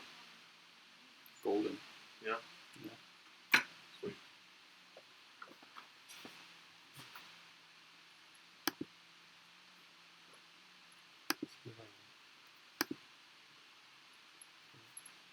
Hoping I can get like. I don't think so unless he chooses to switch back to it.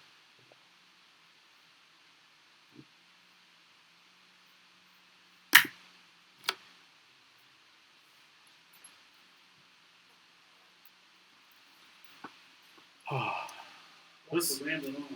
no, this has been great, man. This is I know it's fantastic. It's a lot to take in.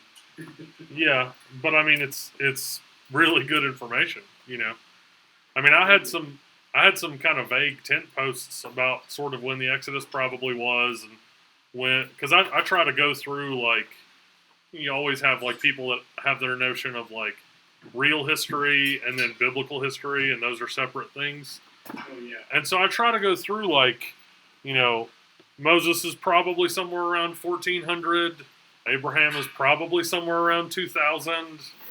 David's probably somewhere around 1000. You know, Exactly. just to try to give them some kind of tent posts to hang things on. But No, I think that's exactly right. Yeah. but it's really helpful to have more kind of specifics to say, like, not just probably around here, but here are the really good reasons why we think that Moses was in around 1400. You know. Absolutely.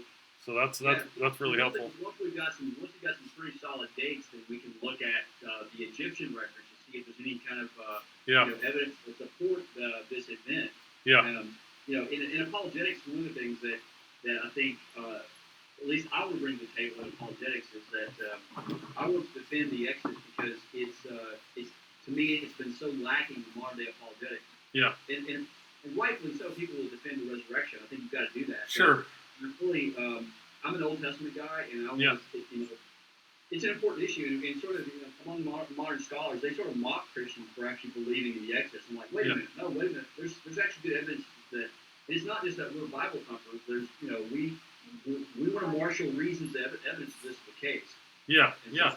so, Absolutely. Well, and I mean, the Exodus is sort of an important redemptive historical event for the New Testament. The New Testament understands redemption in context of the Exodus, you know. Absolutely. And so, I mean, Jesus is the Passover lamb. right. Yeah. So let me ask you this: when do we want to wrap it up? Because that'll give me an idea of what I can cover next. I think class goes till 12:30, right? Mm-hmm. Yeah. So 12:30 or before, whatever you want to. I'm going to kind of leave it up to you. I can wrap it up before and then leave it up for Q&A if they want to ask questions about. Yeah. I think that'd be good. Okay. Yeah. Cool. Yeah. Also, I'll mention as well at the end of it, I'm going to be leading a trip to Israel next year. If they want to join on a dig, they can actually go join me on a dig at Shiloh. Nice. Yeah. Yeah. It's actually 2 weeks long, the whole trip, but they can do the dig and the tour, or one or the other, or both. Okay. And we'll make it pretty. We're trying to make it very affordable. That's cool. Yeah, we're actually we have a trip scheduled to Israel in May, but it's sort of like a tour kind of trip. Yeah, well, if I'm there the same week, bring you guys by the archaeological site. We'll give them a tour at the site of Philip. Okay. And let them do some archaeology if they want to. Yeah, absolutely. That'd be awesome. We have a wet sifting station in which they can actually get a little pile of dirt and sift through the debris, and we can have people train about it. It's just awesome to get your hand. You're literally seeing biblical history come to life. Right. I mean, I remember I saw a guy. I forget the guy's name, but he was was while I was a student at Gordon Conwell. He came and spoke at a chapel, and he was talking about a coin that had been found that I think had, I think it was like, it had Jeremiah's name on it or something like that. And it's just like, he's talking, and he had found it in like, they had been granted rights to do archaeology on like some rubbish piles. Yes, that's right. And he found it in there. I'm sorry? Triple Mount Sifting Project. Yeah, that's what. Yeah, that's it. Yeah, Yeah. and so just listening to him talk about that stuff, that it's like, man, this is really like, not that you don't think it's real, but then when you like hear about stuff like that, you're like, no, wow, this is like real. like it's just, I know exactly. you know. What you're saying. And I've told people exactly that. I said, it's true, but then when Right. you go there, there's like this light bulb moment Right. that comes on. Right.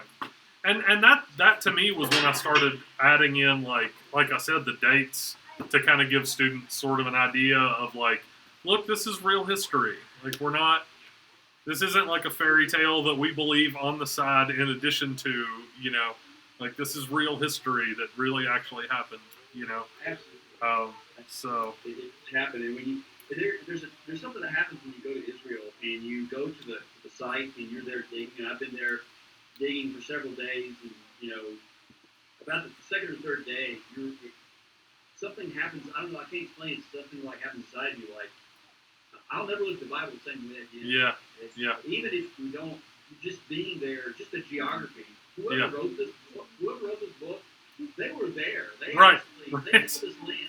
Right. I mean, this is like, Right. not some fairy tale. Right. Well, like the woman at the well, the example that I tend to use when we're talking about geography is the woman at the well, when she says, we believe we're supposed to worship on that mountain, she's pointing to a mountain that they can see from where they're standing. Like it's not this concept, it's like there's a mountain right there and that's where we're supposed to worship, And by the way, since you mentioned that, I actually have a slide for it. We've actually found the altar. Oh, on that mountain. nice. Yes. Nice. Ebal. It's Ebal and Gerizim. The second was right in between. Oh, wow. Yeah, and we found that. Well, the altar is underneath a later altar. What would happen is they would actually build on previous Yeah. sites. Yeah. And Hebrew word is Bama, or high place. And so Yeah. there's a 14th century or late Bronze Age altar, circular altar underneath the earlier altar on Mount Ebal. Huh. And you can go today and look at it. Yeah. So, Yeah. a really easy way to say it, what you read in the Bible, you find in the ground. Yeah. Or at least you find a lot of it. Anyway. Yeah. Not all. Yeah. Yeah. That's awesome. Well, you guys ready to get back to it? All right. All right. All right.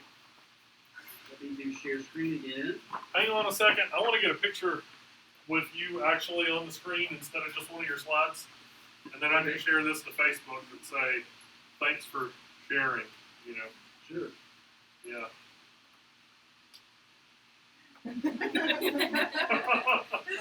Okay, go for it. All right, cool. Thanks for that. You're welcome.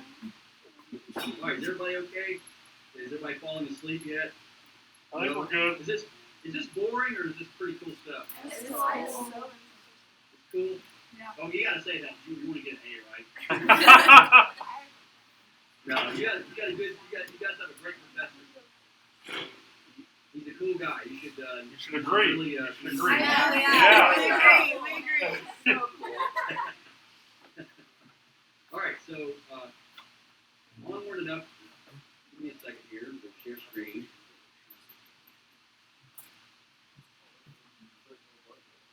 Okay. So, is the sound still good? Everybody hear me? Yeah, we're good. Okay, great. I mentioned this earlier. So this is from the book of Acts, chapter 7. Obviously, at the bottom screen there. What I want you to see here again, I made allusion to this a moment ago, but we'll sort of like review this again because I want you to see. What I want you to see is the Egyptian flavoring of the Exodus. Because if it was written by eyewitness, Moses, then you're going to expect to find certain things in the text that indicate that Moses was an eyewitness. And this is Stephen, and he's before the Sanhedrin. And he basically says that Moses was educated in all the learning of the Egyptians, and he was a man of power in word and in deed. And now that we know, based on these historical considerations, that Moses would have been brought into the household of Hatshepsut, and who was an incredible builder, an incredible administrator. She knew that she was the wife of a pharaoh. She was the daughter of the pharaoh.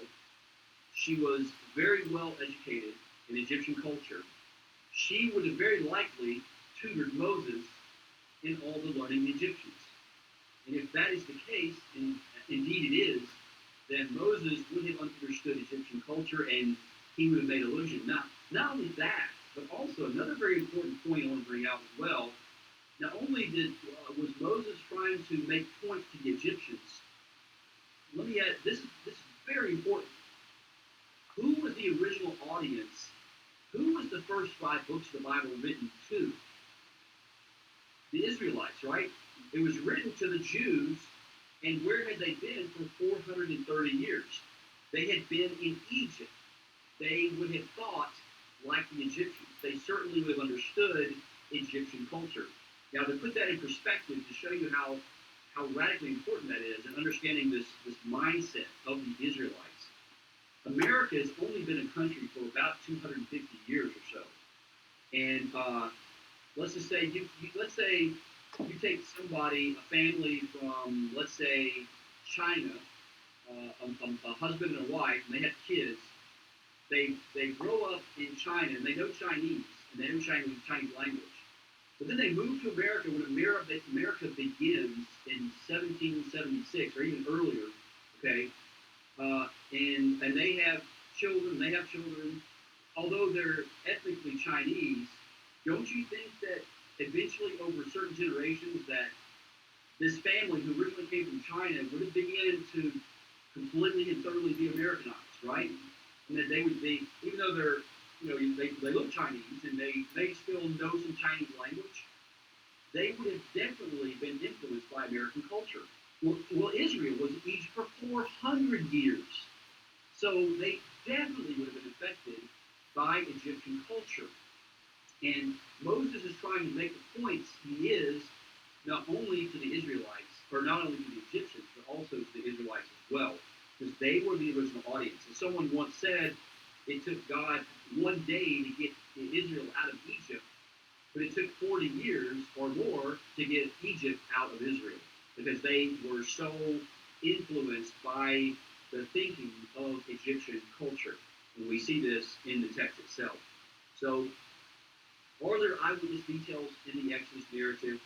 We've already covered a lot of those, but let me just bring up a very important discovery in archaeology and Egyptology that helped us to understand Egyptian culture, and that would be the discovery of the Rosetta Stone. In 1799, the French Emperor Napoleon Bonaparte entered into Egypt, and he fought the Ottoman Turks on the it's known as the Battle of the Pyramids. And he knew he was going to go, and to his credit, and one of the things I will say this is a little side note, a little rabbit trail side note. I'm not a fan of the bad things he did, but I am fascinated with Napoleon Bonaparte. I'm a student of history, and I have got a couple of biographies of Napoleon. He fascinates me as a character. He was a general and a military commander, but he was also a son of the Enlightenment. He was a brilliant guy. And he had the forethought that when he went to Egypt, he was going to bring scholars with him, because even back in 1799, all we knew is we knew that there were pyramids, and we knew that they knew that they were inscriptions, but nobody could read them. So in 1799, as they were reinforcing one of their fortresses, one of Napoleon's generals, a French lieutenant named Lieutenant Bouchard, actually discovered a very famous inscription known as the Rosetta Stone. And in the black part of that image there, you can see that's what remained. But what it was a trilingual inscription that on the bottom of the text, it's actually Greek. In the middle part of the text, it's a language called Demotic, Demotic, Demotic. And on the top part of the inscription is hieroglyphics. And it wasn't until the 1820s until the French scholar named Jean-François Champollion, if I say it with a French accent, Champollion actually deciphered the Rosetta Stone. And he did it with the work. There was another guy working in England at the time. His name was Thomas Young, and he was older than Champollion. And Young did some foundational work, but he never could completely crack the code. But what they discovered was the names of the pharaohs in these certain little devices called cartouches. And they discovered the name of Ramses II, or Ramses rather, and the name of Cleopatra. And that's how they wrote the stone. So there it is. As you can see, again, the top language is hieroglyphics, the middle language is Demotic, and the bottom is Greek. Now, and so this really, with the discovery of the Rosetta Stone, this really is the beginning of modern Egyptology. And this led to the publication in 1809, between 1809 and 1813, there was a publication known as the Description of Egypt, or you can see the French title there. And now again, these were beautiful, amazing pictures of all the monuments of Egypt. But when it was published in 1809, the Description of Egypt, nobody could read hieroglyphics. So nobody really knew about what the Egyptians actually really believed. The only evidence we had of Egyptian culture, if anything, was in the biblical text, and some of those texts in the Bible, they don't really spell some of the things out. So I can't emphasize enough the importance of this inscription for understanding Egyptian culture. So archaeology really, modern day archaeology really came on the scene in the late 19th and early 20th century. And it's not on the thing there, but in the 1850s, we see Assyriology, which is the study of ancient Assyria, and we also see the rise of Egyptology. In Assyria, there was a British diplomat by the name of Austin Henry Layard, and he discovered the ancient city of Nineveh, which is in the Bible as well, the ancient Assyrian Sennacherib and Tiglath-Pileser and Sargon II. He excavated Khorsabad and Nimrod and Nineveh, which is modern-day Iraq. In Israel, you have a British scholar by the name of Sir Flinders Petrie, and he actually discovered that you can actually use pottery to date archaeological sites. So this is a very important period in the early history of archaeology. One of the most important things that we discovered, I mentioned it earlier, is the Egyptian Book of the Dead. As we begin to understand hieroglyphics, scholars working in Egypt discovered these amazing papyrus manuscripts. Now, when I say Egyptian Book of the Dead, when you read that, it's pretty much that's the correct title. The Egyptian title of the book is the Book of Going Forth by Day. The title, the modern day, whenever you see this title, Egyptian Book of the Dead, this actually comes from the 19th century, from a German translation of these manuscripts. And the German title of it was called Totenbuch in the German, which means Book of the Dead, literally. But the Egyptian title is the Book of Going Forth by Day. What do they mean by the Book of Going Forth by Day? Well, essentially, these inscriptions were found on papyrus manuscripts. Not only on papyrus manuscripts, but also we find these on the mortuary walls. So when the Egyptian pharaohs be buried, these inscriptions, these hieroglyphics inscriptions, we found on the walls of their tombs themselves. So, for instance, when we found King Tut's tomb, when we find the tomb of Seti I, we find all these amazing tombs, even Hatshepsut in Deir el-Bahari, we find these incredible inscriptions found on the palace walls. And all together they form what we, again, known as the Book of the Egyptian Book of the Dead. Although there wasn't a book per se, this is sort of a collection of these writings. The complete papyrus is known as the Papyrus of Ani. And I am actually here in Chicago, and one of the greatest archaeological museums in the country, I believe, is right here in Chicago at the University of Chicago. In fact, I'll be leading a tour there on Saturday, this coming Saturday. I lead trips to private groups to the Oriental Institute Museum. And there's an Egyptologist there by the name of Dr. Floyd Scout, and they just came up last year with a new updated version, and I don't know if you can see it on the screen. I'm just a little small picture, I know, but I'm going to hold it up anyway. This is the Book of the Dead, Becoming God in Ancient Egypt. It's some new manuscripts and some new understandings of the Egyptian Book of the Dead. But why do I mention that? Again, because I mentioned this earlier of how archaeology can eliminate the text. And you may remember this. We talked about this just a moment ago. We were talking about the weighing of the Pharaoh's heart. Well, this is an actual image of the papyrus of Ani.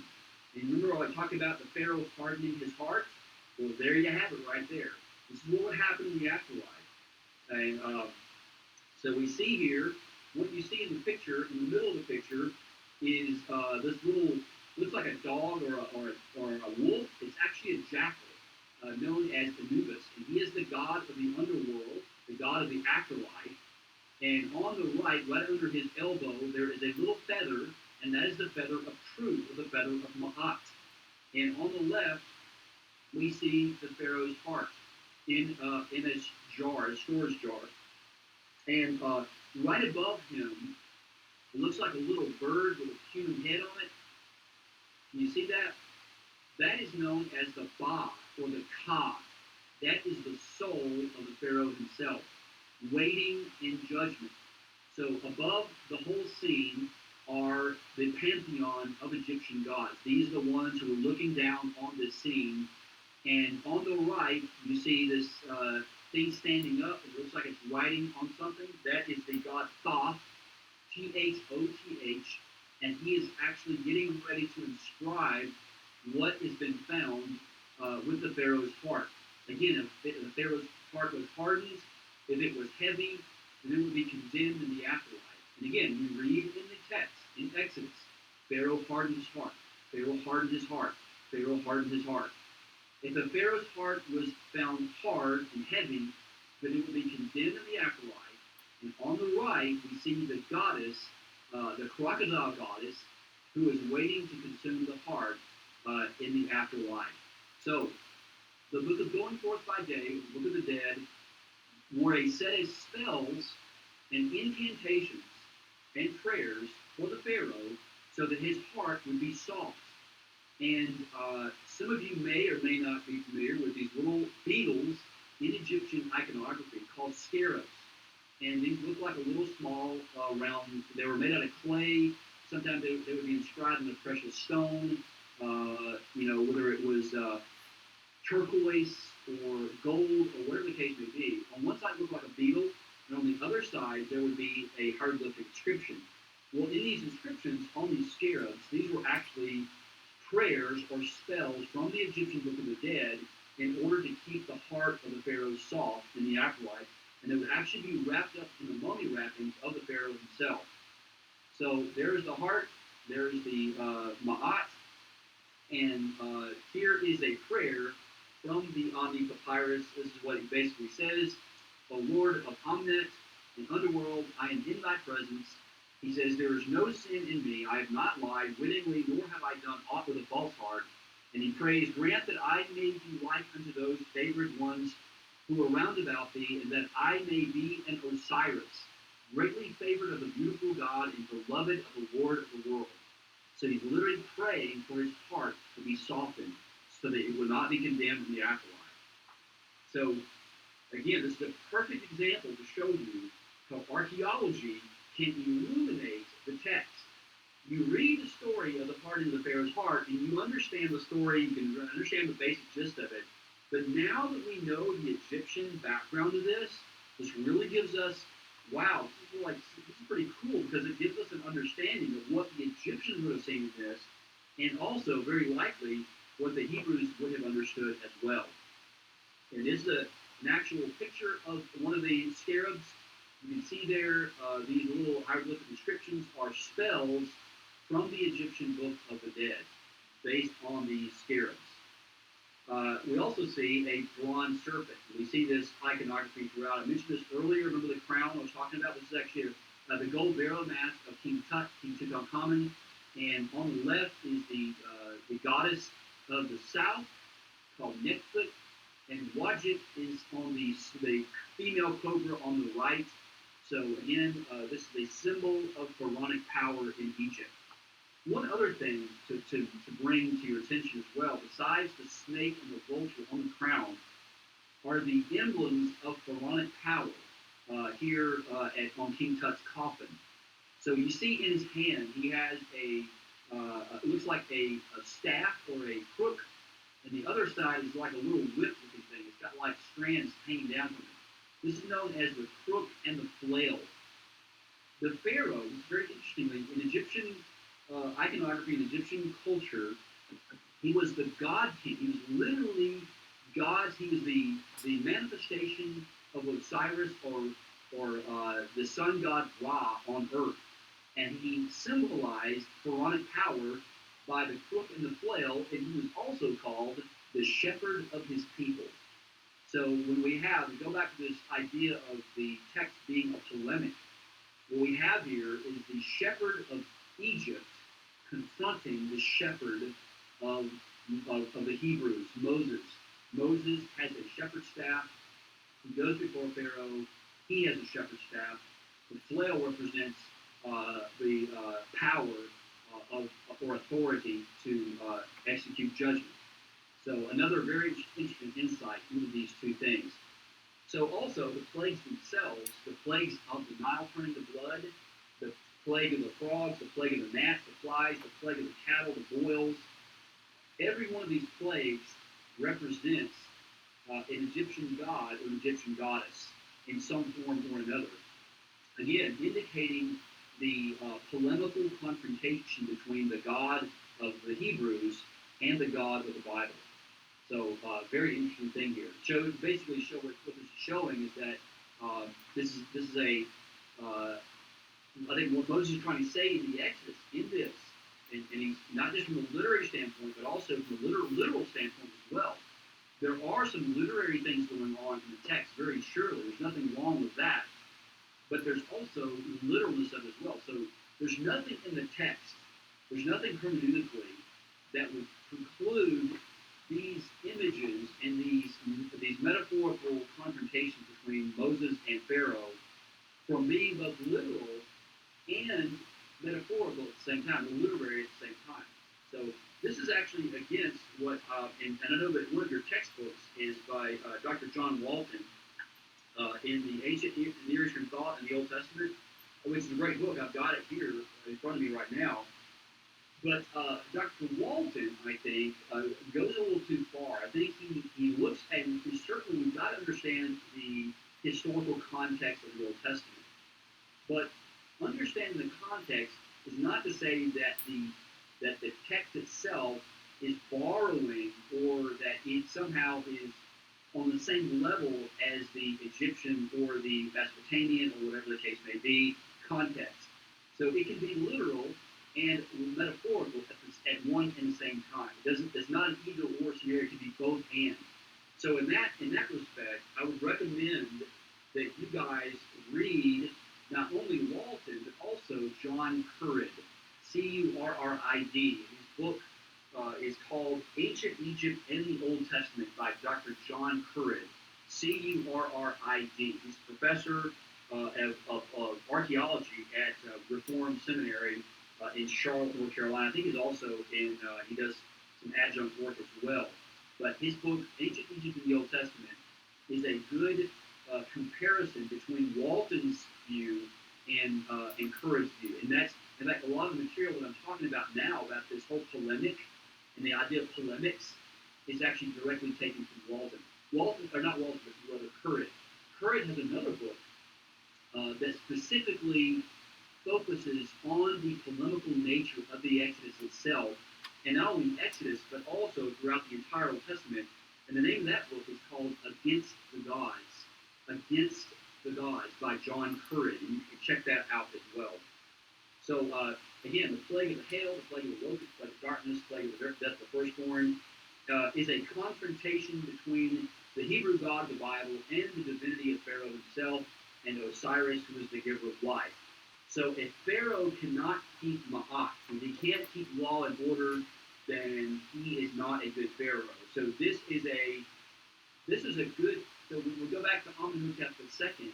And we see that he orders the overthrow of the priest of Ra, the priest of Atu, the priest of Horus, the priest of Osiris. Why would Amenhotep II order the overthrowing of all these Egyptian priests unless they failed him? There's some momentous event must have happened during the reign of Amenhotep II that he would actually order the overthrowing of the priest of Osiris and the priest of Ra, the priest of Aten.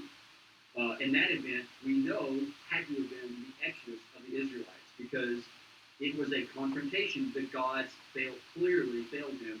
And not only that, not only did God fail him, the reason why all this happened was because his grandmother, Hatshepsut, actually is the one who brought Moses into Egypt and led this whole thing, this whole debacle of the Exodus taking place. So it all makes sense of why Amenhotep II would have reason to deface and desecrate all of the monuments of Queen Hatshepsut. Thutmose III would not have had reason to do this, but Amenhotep II absolutely would have. So it's a reversal of the creation events in Genesis and the confrontation of the gods of Egypt and the divinity of Pharaoh himself. So all these things are connected. And whenever we see in Hebrew narrative and poetry, they would emphasize things by comparing and contrasting them. And we see this comparison between the plagues and the creation events. In fact, there's another literary thing going on here as well. The words, in fact, the alternating concept of creation and blessing and cursing.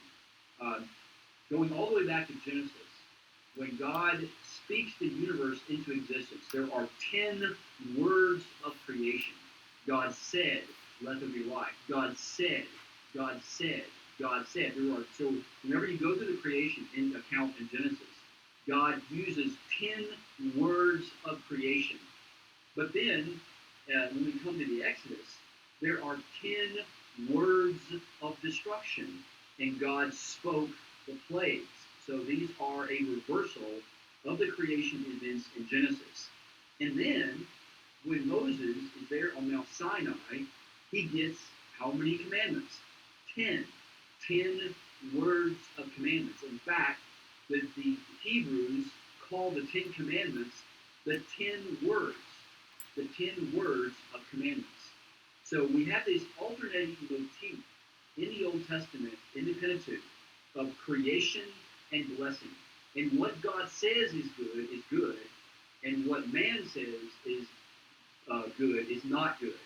And God is, I think Moses, the writer of the Pentateuch, is trying to emphasize that we always go with what God says is good.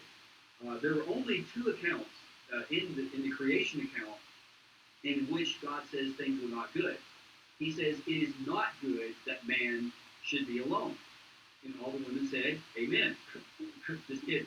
But he also said that it is not good for you to eat of the tree of the knowledge of good and evil. For the day you eat of it, you shall surely die. So God creates, and God sees that it is good. But then when the woman comes to the fruit, the woman sees that the fruit is good, or tov in the Hebrew.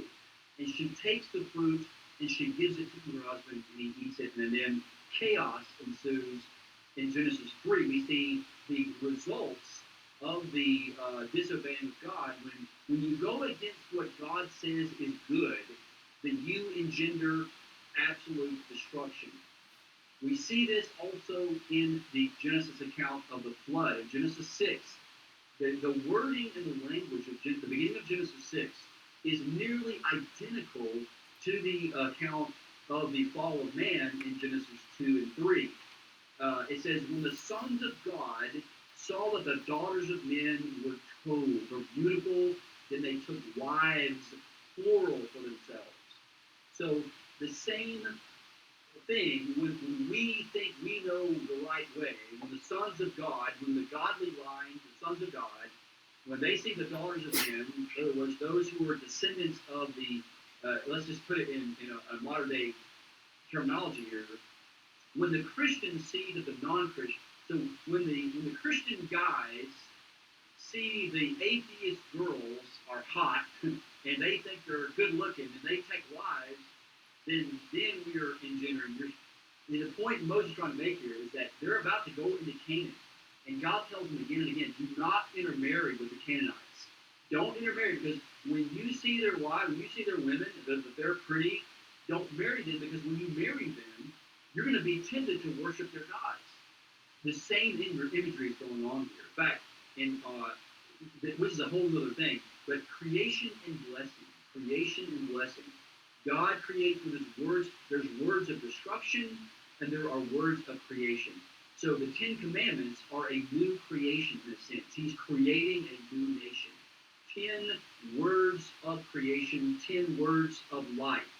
If you obey my voice, if you follow my words, I will bring you into the land. But if you disobey my voice, then I will drive you out of the land. Just like there were consequences for Adam and Eve disobeying God, there will be consequences for disobeying God in the land of Canaan.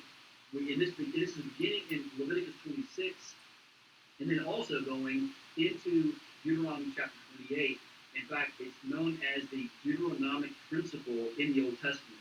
The principle is basically this: it's if you obey my voice, God says to the Israelites, to the nation of Israel, when you obey my voice, I will bring you into the land, I will bless you. When you disobey my voice, I will drive you out of the land, and I will bring the plagues not only on the Egyptians, on you, I will bring even worse things on you. Now, do we see this happen? Absolutely. We see it happen throughout the history of Israel. God brings them in the land. He gives them initial success through Joshua. And then they begin, guess what? To worship other gods. They begin to worship the Canaanite gods. And what does God do? He holds back, he tries to have mercy, he has mercy. And then the dam breaks, and then he brings in Assyria, and then they're taken off into captivity. First, Israel in the north in 722 BC, and then in 586 BC with the Babylonian Empire under Nebuchadnezzar II. So, in the history of Israel, we see this actually unfold exactly as God says.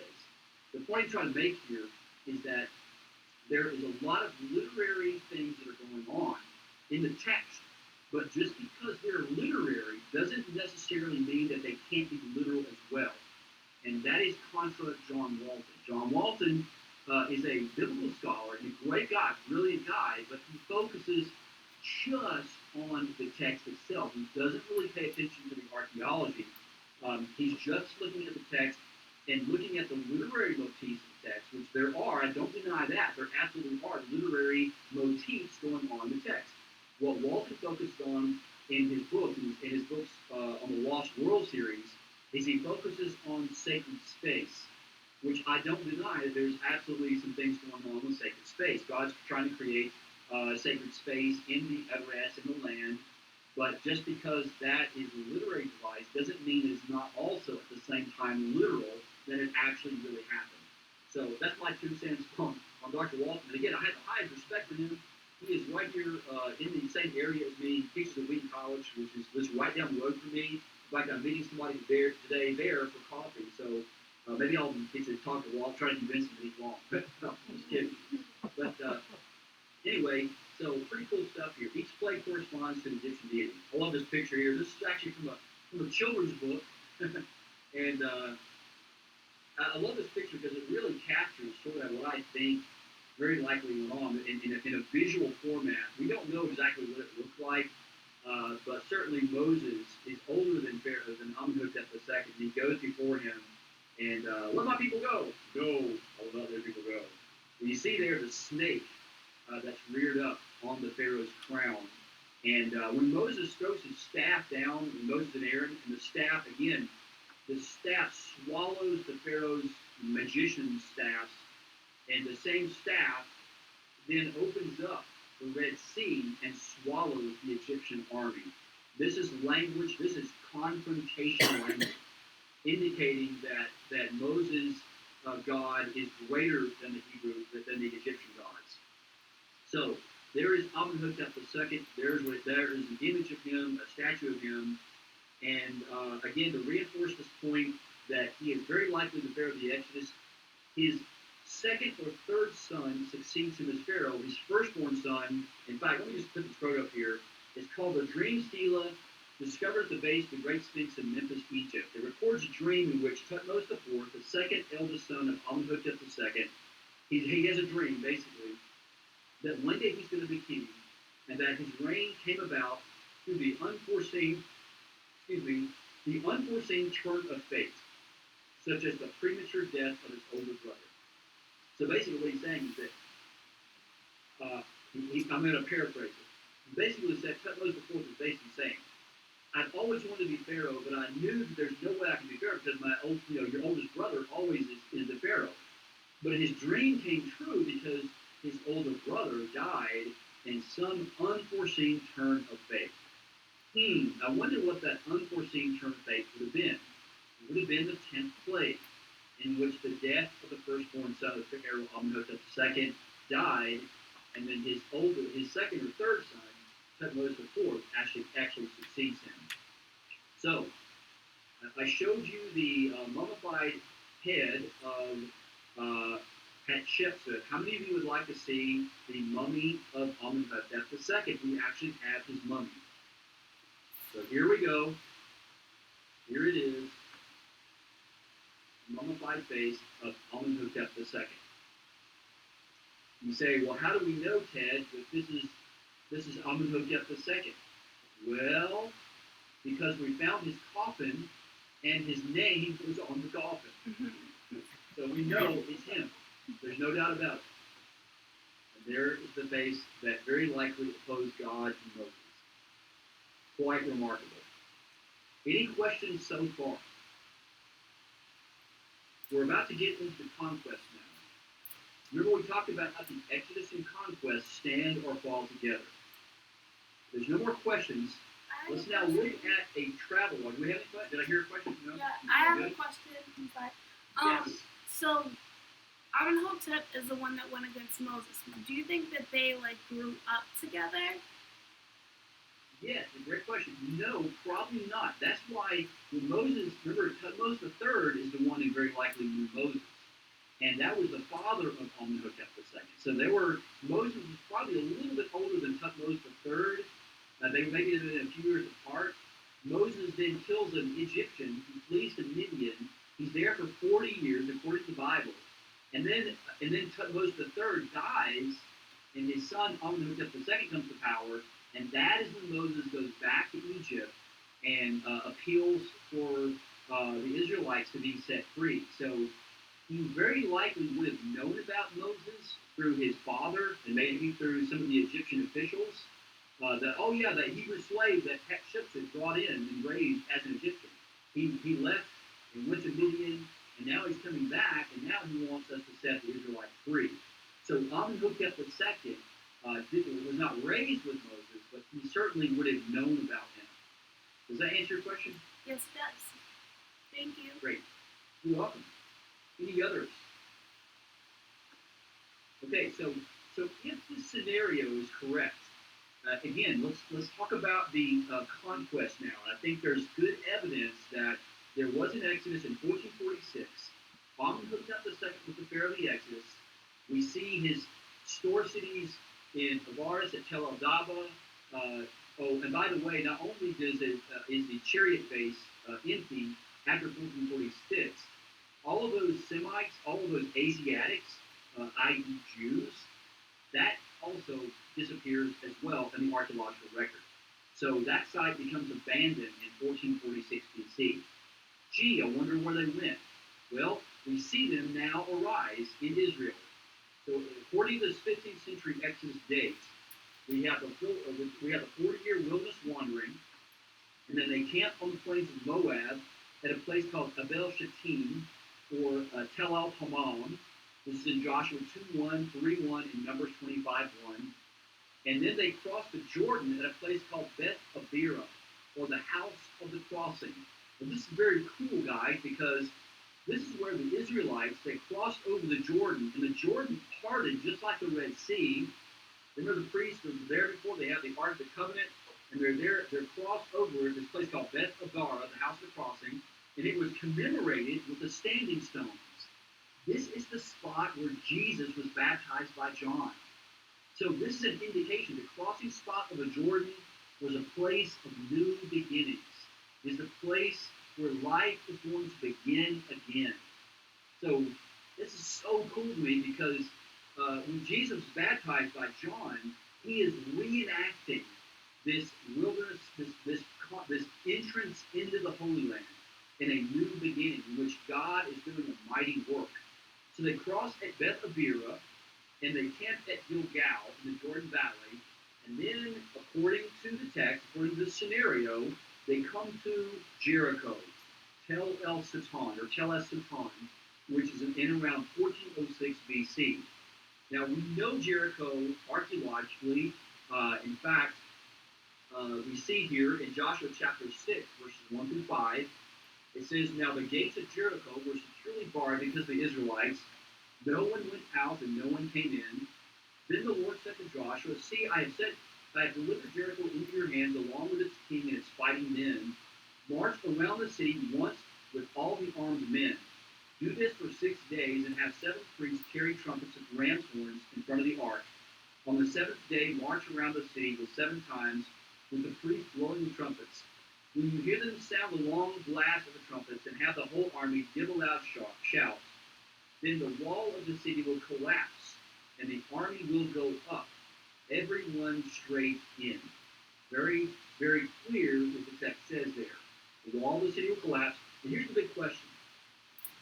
Did this actually happen? Is this just a children's story? Is this just a Sunday school story that was made up? Do we have any archaeological evidence that this actually happened? So here, let me just briefly talk about archaeology here for a moment. And one of the most important principles of archaeology is called stratigraphy. Stratigraphy. Stratigraphy is the description of the layers of a tell. T-E-L-L. A tell means an artificial mound of dirt.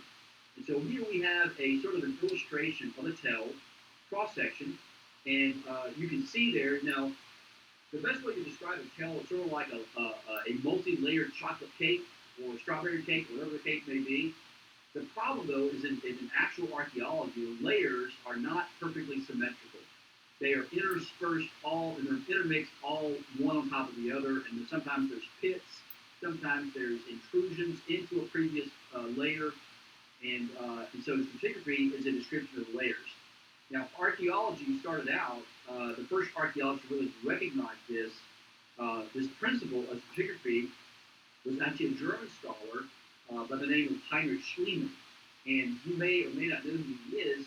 Schliemann excavated at ancient Troy in Asia Minor, and he was the one to actually discover the ancient ruins of Troy. So if you know the story of the Iliad and Odyssey in Greek literature, Schliemann believed that there was, in the 1800s, in the 1870s, he went looking for the ancient site of Troy.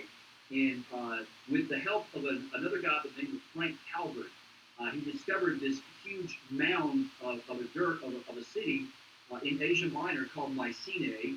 And Schliemann discovered that it actually contained different layers, and he was the first one to recognize this. And a scholar who actually went there and sort of learned from Schliemann was a guy I mentioned earlier, and his name was Flinders Petrie. And it was Petrie who actually brought this understanding of stratigraphy to Israel and to the early part of Palestinian archaeology, and he brought it to a place called Tel El Hesi in Israel. So stratigraphy is a description of the layers. The reason why I mention that is because Jericho is a city, is a tell.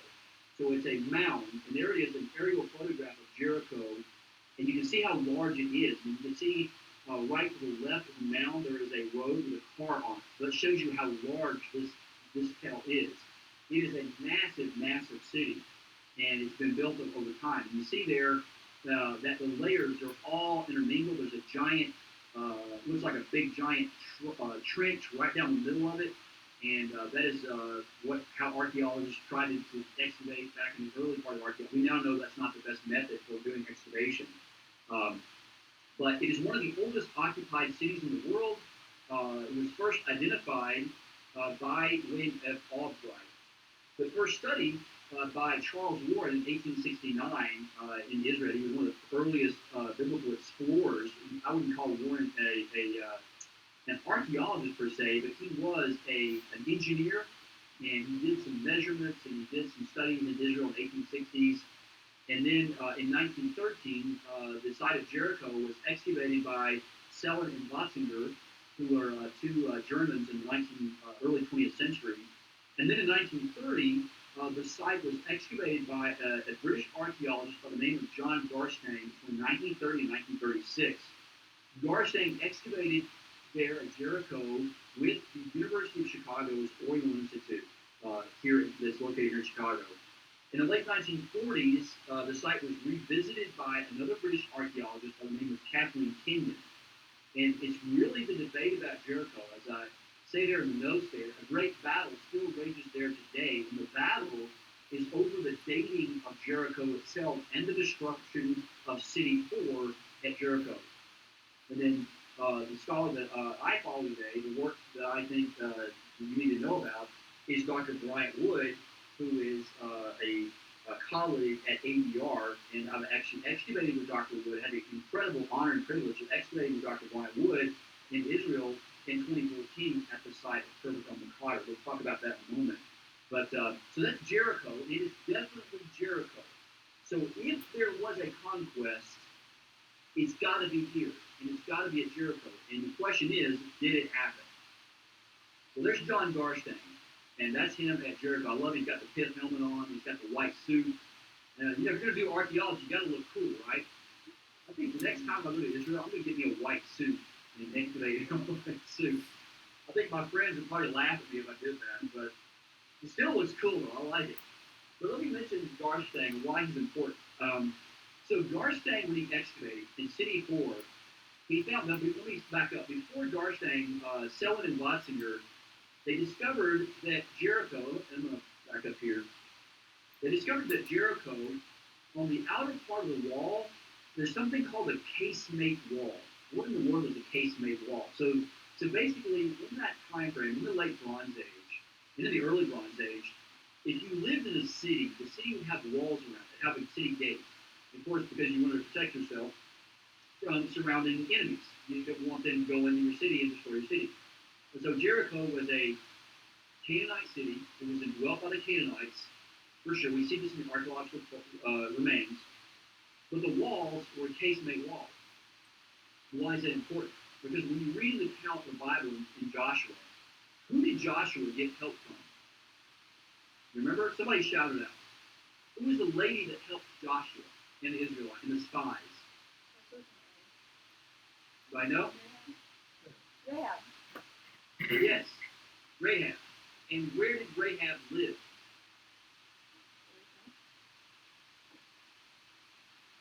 She lived in Jericho, but where exactly in Jericho? Anybody remember? You want to help them out, Croc? In the wall. In the wall. She lived in the city wall. Well, a casemate wall is a wall that has dwellings in it. And guess what Selleck and Watzinger found when they excavated City 4 Jericho? They found that the outer wall had dwelling places with windows that face outward, exactly as the Bible states.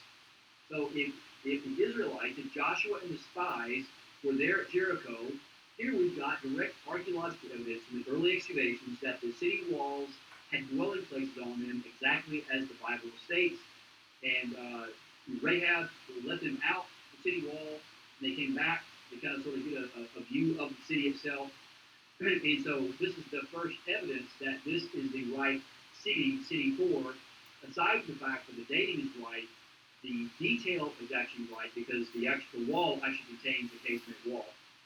All right, so let's move forward here, and let's talk now about ceramic typology, or pottery typology. So again, I mentioned about stratigraphy and why we date sites. How do we date sites in the Bible? How do we know the dating? Simply put, pottery styles change over time. So, for instance, back a long time ago, and you can still do these today, they're kind of throwback, but if you want to get a Coca-Cola, you can get it in a glass bottle. Well, in 1890, I think Coke was invented in something like the 1890s. And the earliest Coke bottles, if you had these antique Coke bottles, they had a particular shape to them. And as time goes forward, the Coke bottle style change over time. The pottery styles change over time as well.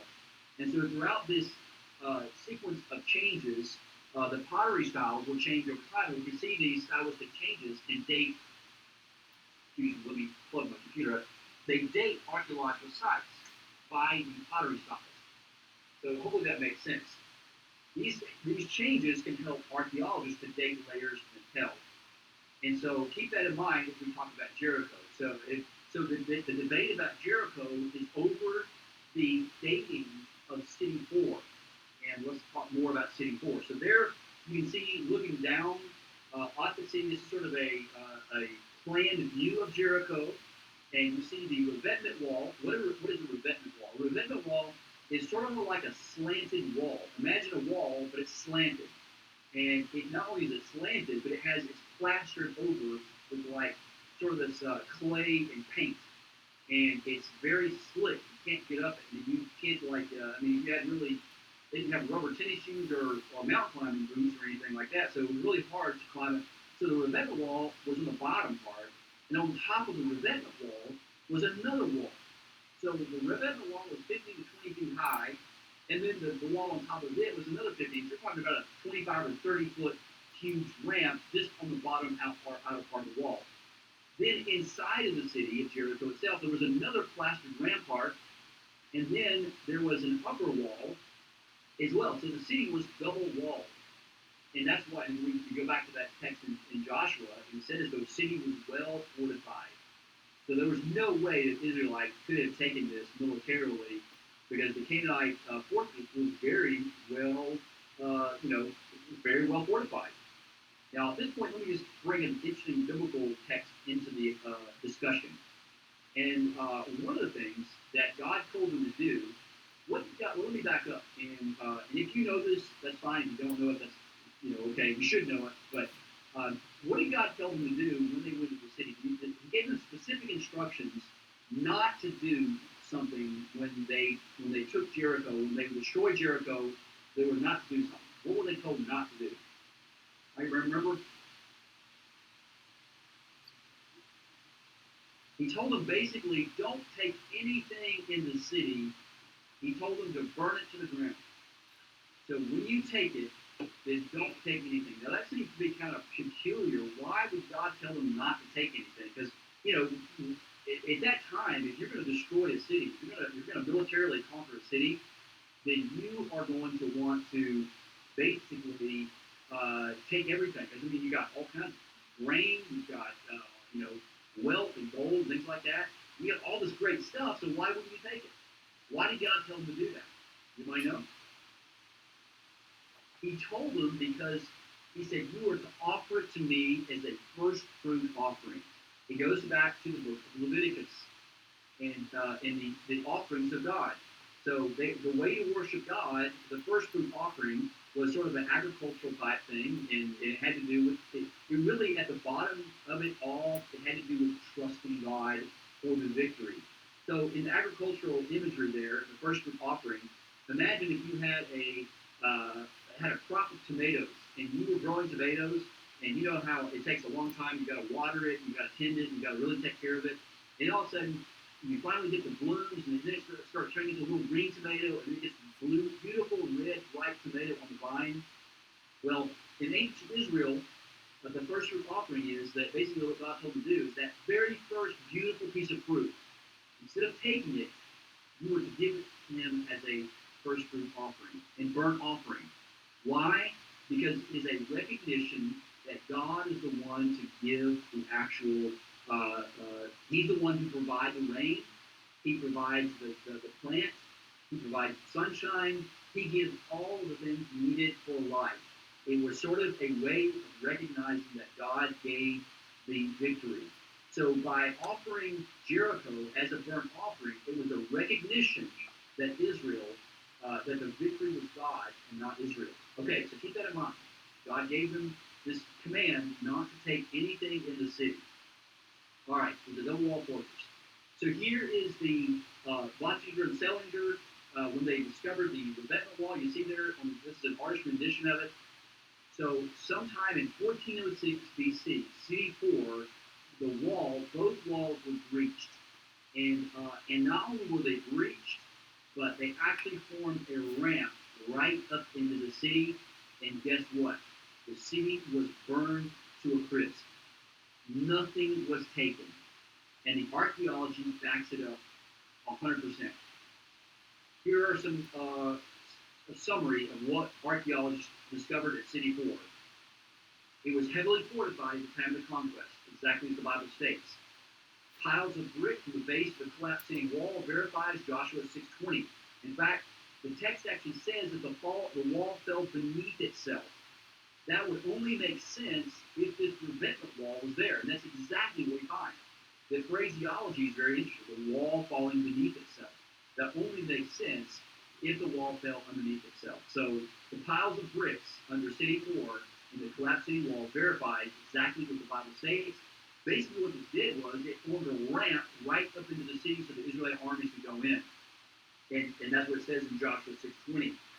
The houses were built into the lower city wall and did not collapse, verifying Rahab's house location. So remember what she said, and Joshua even said, "You will be spared and your family." So some of those houses were not destroyed, but only in the section where the walls collapsed were those houses destroyed. So some of the walls, or some of the city walls, were actually maintained. So it means that Rahab's house was very likely preserved, and it could have been a small earthquake. It could have been an angel of the Lord, but we know that the trumpet blew and the walls, as the psalm says, the walls came tumbling down, exactly as the Bible states. And the archaeology backs it up. There is a layer of ash 3 feet thick, burned timber 2 to 3, indicating the Israelites burned the entire city and everything in it. And it occurred at the end of the 15th century BC, the exact time of the conquest, from the internal consistency of the biblical text itself. So it's a remarkable evidence that this actually happened. 2 other bits of evidence. Large amphora, which are storage jars full of charred grain, were discovered in destroyed buildings. The large amounts of grain indicate that the harvest had just taken place. In fact, the Bible states that the conquest happened at the time of the harvest. So even in the smallest details, the archaeology has actually supported that the conquest actually happened exactly as the Bible states. The siege was short, 7 days, and the Israelites did not plunder the city. So even in the finest detail, the Bible is shown to be accurate and true in the archaeological record. This is actually a cross-section of City 4. This is based on the later excavations by Kathleen Kenyon. This is from her own drawing, and you can see there that ramp, the fallen bricks. You see the rampart wall. This is backfill. That yellow is the backfill. The red is the brick.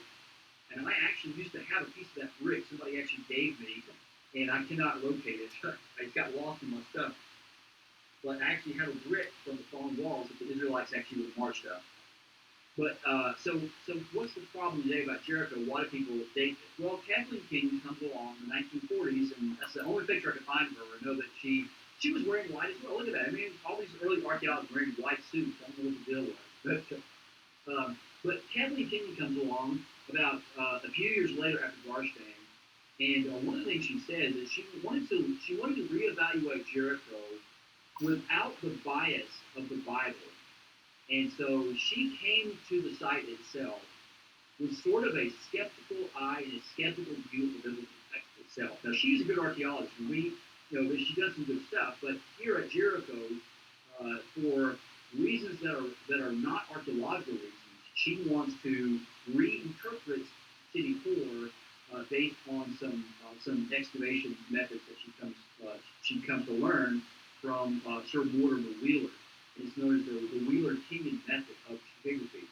And she does good archaeology, but here at Jericho, she redates City 4 to the 1500s and ascribes construction to the Egyptians. The problem is the Egyptians were not going anywhere at that time. In fact, they were in Egypt. There was no indication in the Egyptian history that the Egyptians were doing any campaigns into Jericho at that time, which seems to fly against it. But beyond that, there's something else that she fails to mention. So, remember we talked about how pottery dates sites? Well, there's a particular kind of pottery found in Israel known as Cypriot bicone pottery.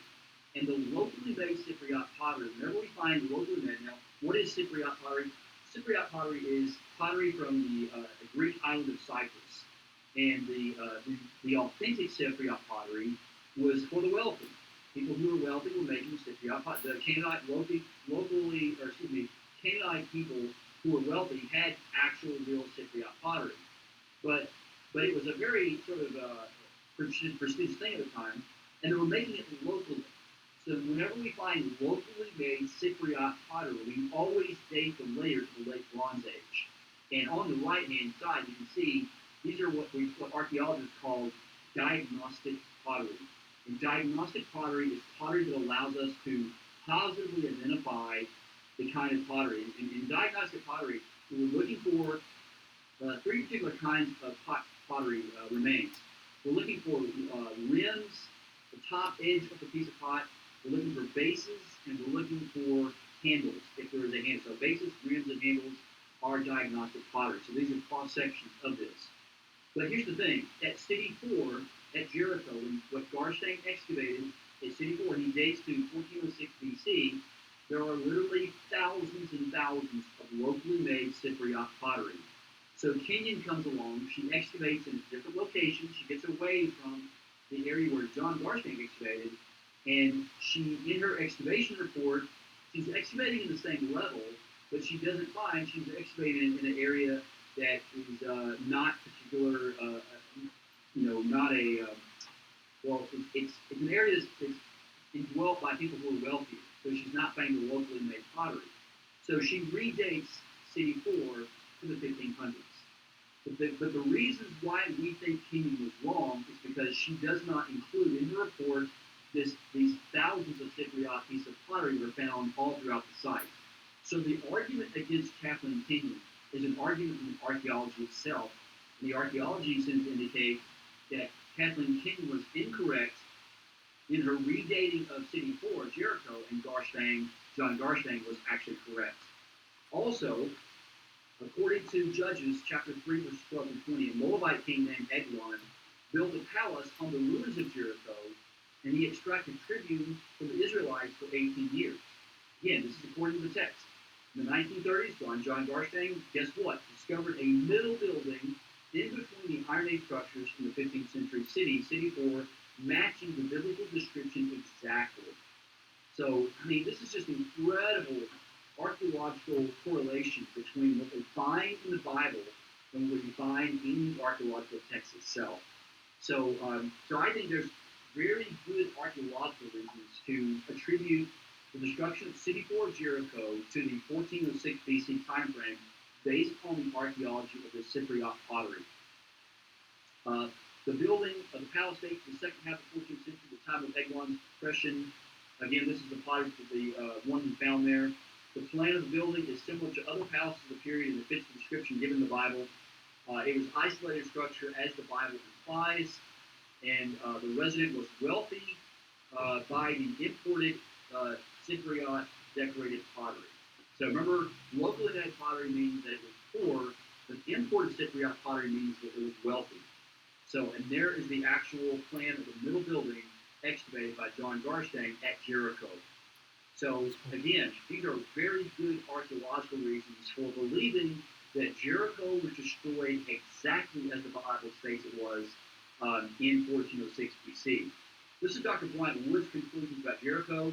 That Kenyon was incorrect in her analysis of the ceramics found in Jericho. All this evidence converges to demonstrate that City 4 was destroyed about 1400 BC, not in 1550 as Kenyon maintained. According to similar pottery discovered in other locations in Israel, the dating of the destruction of the layer walls dates to 1401 to 1406, exactly 40 years after the wilderness wandering, which places a good archaeological dating reference for the Exodus at 1446 BC and the conquest at 1406 BC. So you can see the interplay. If there was an Exodus in 1446, there should be a conquest in 1406, and that's exactly what we find in the archaeological record. So it all fits together. Ted, we're running into the end of the time here. Do we? Do you guys have any questions or anything? Sorry to cut you off there. We've got lunch starting, and I don't want to steal their food from them. Yes, please, Yeah. you gotta eat. Yeah. You guys have any I'll bring questions? this up to you. Yes, and this is just kind of a summary of the 15th century. The walls built in the Middle Bronze Age were following the Late Bronze, carbonized grain, burned ruins, 18th century Egyptian dynasty scarabs, ceramics date to the Late Bronze Age. Their radiocarbon dates are off by 200 years, but it's not a problem because they're off in other sites by 200 years. It's known as the Late Bronze Age offset. So, so again, these are good reasons to believe that Jericho was destroyed exactly as the Bible states it was. All right. Do we have any questions? Any comments? Can we thank our guests? Thank you.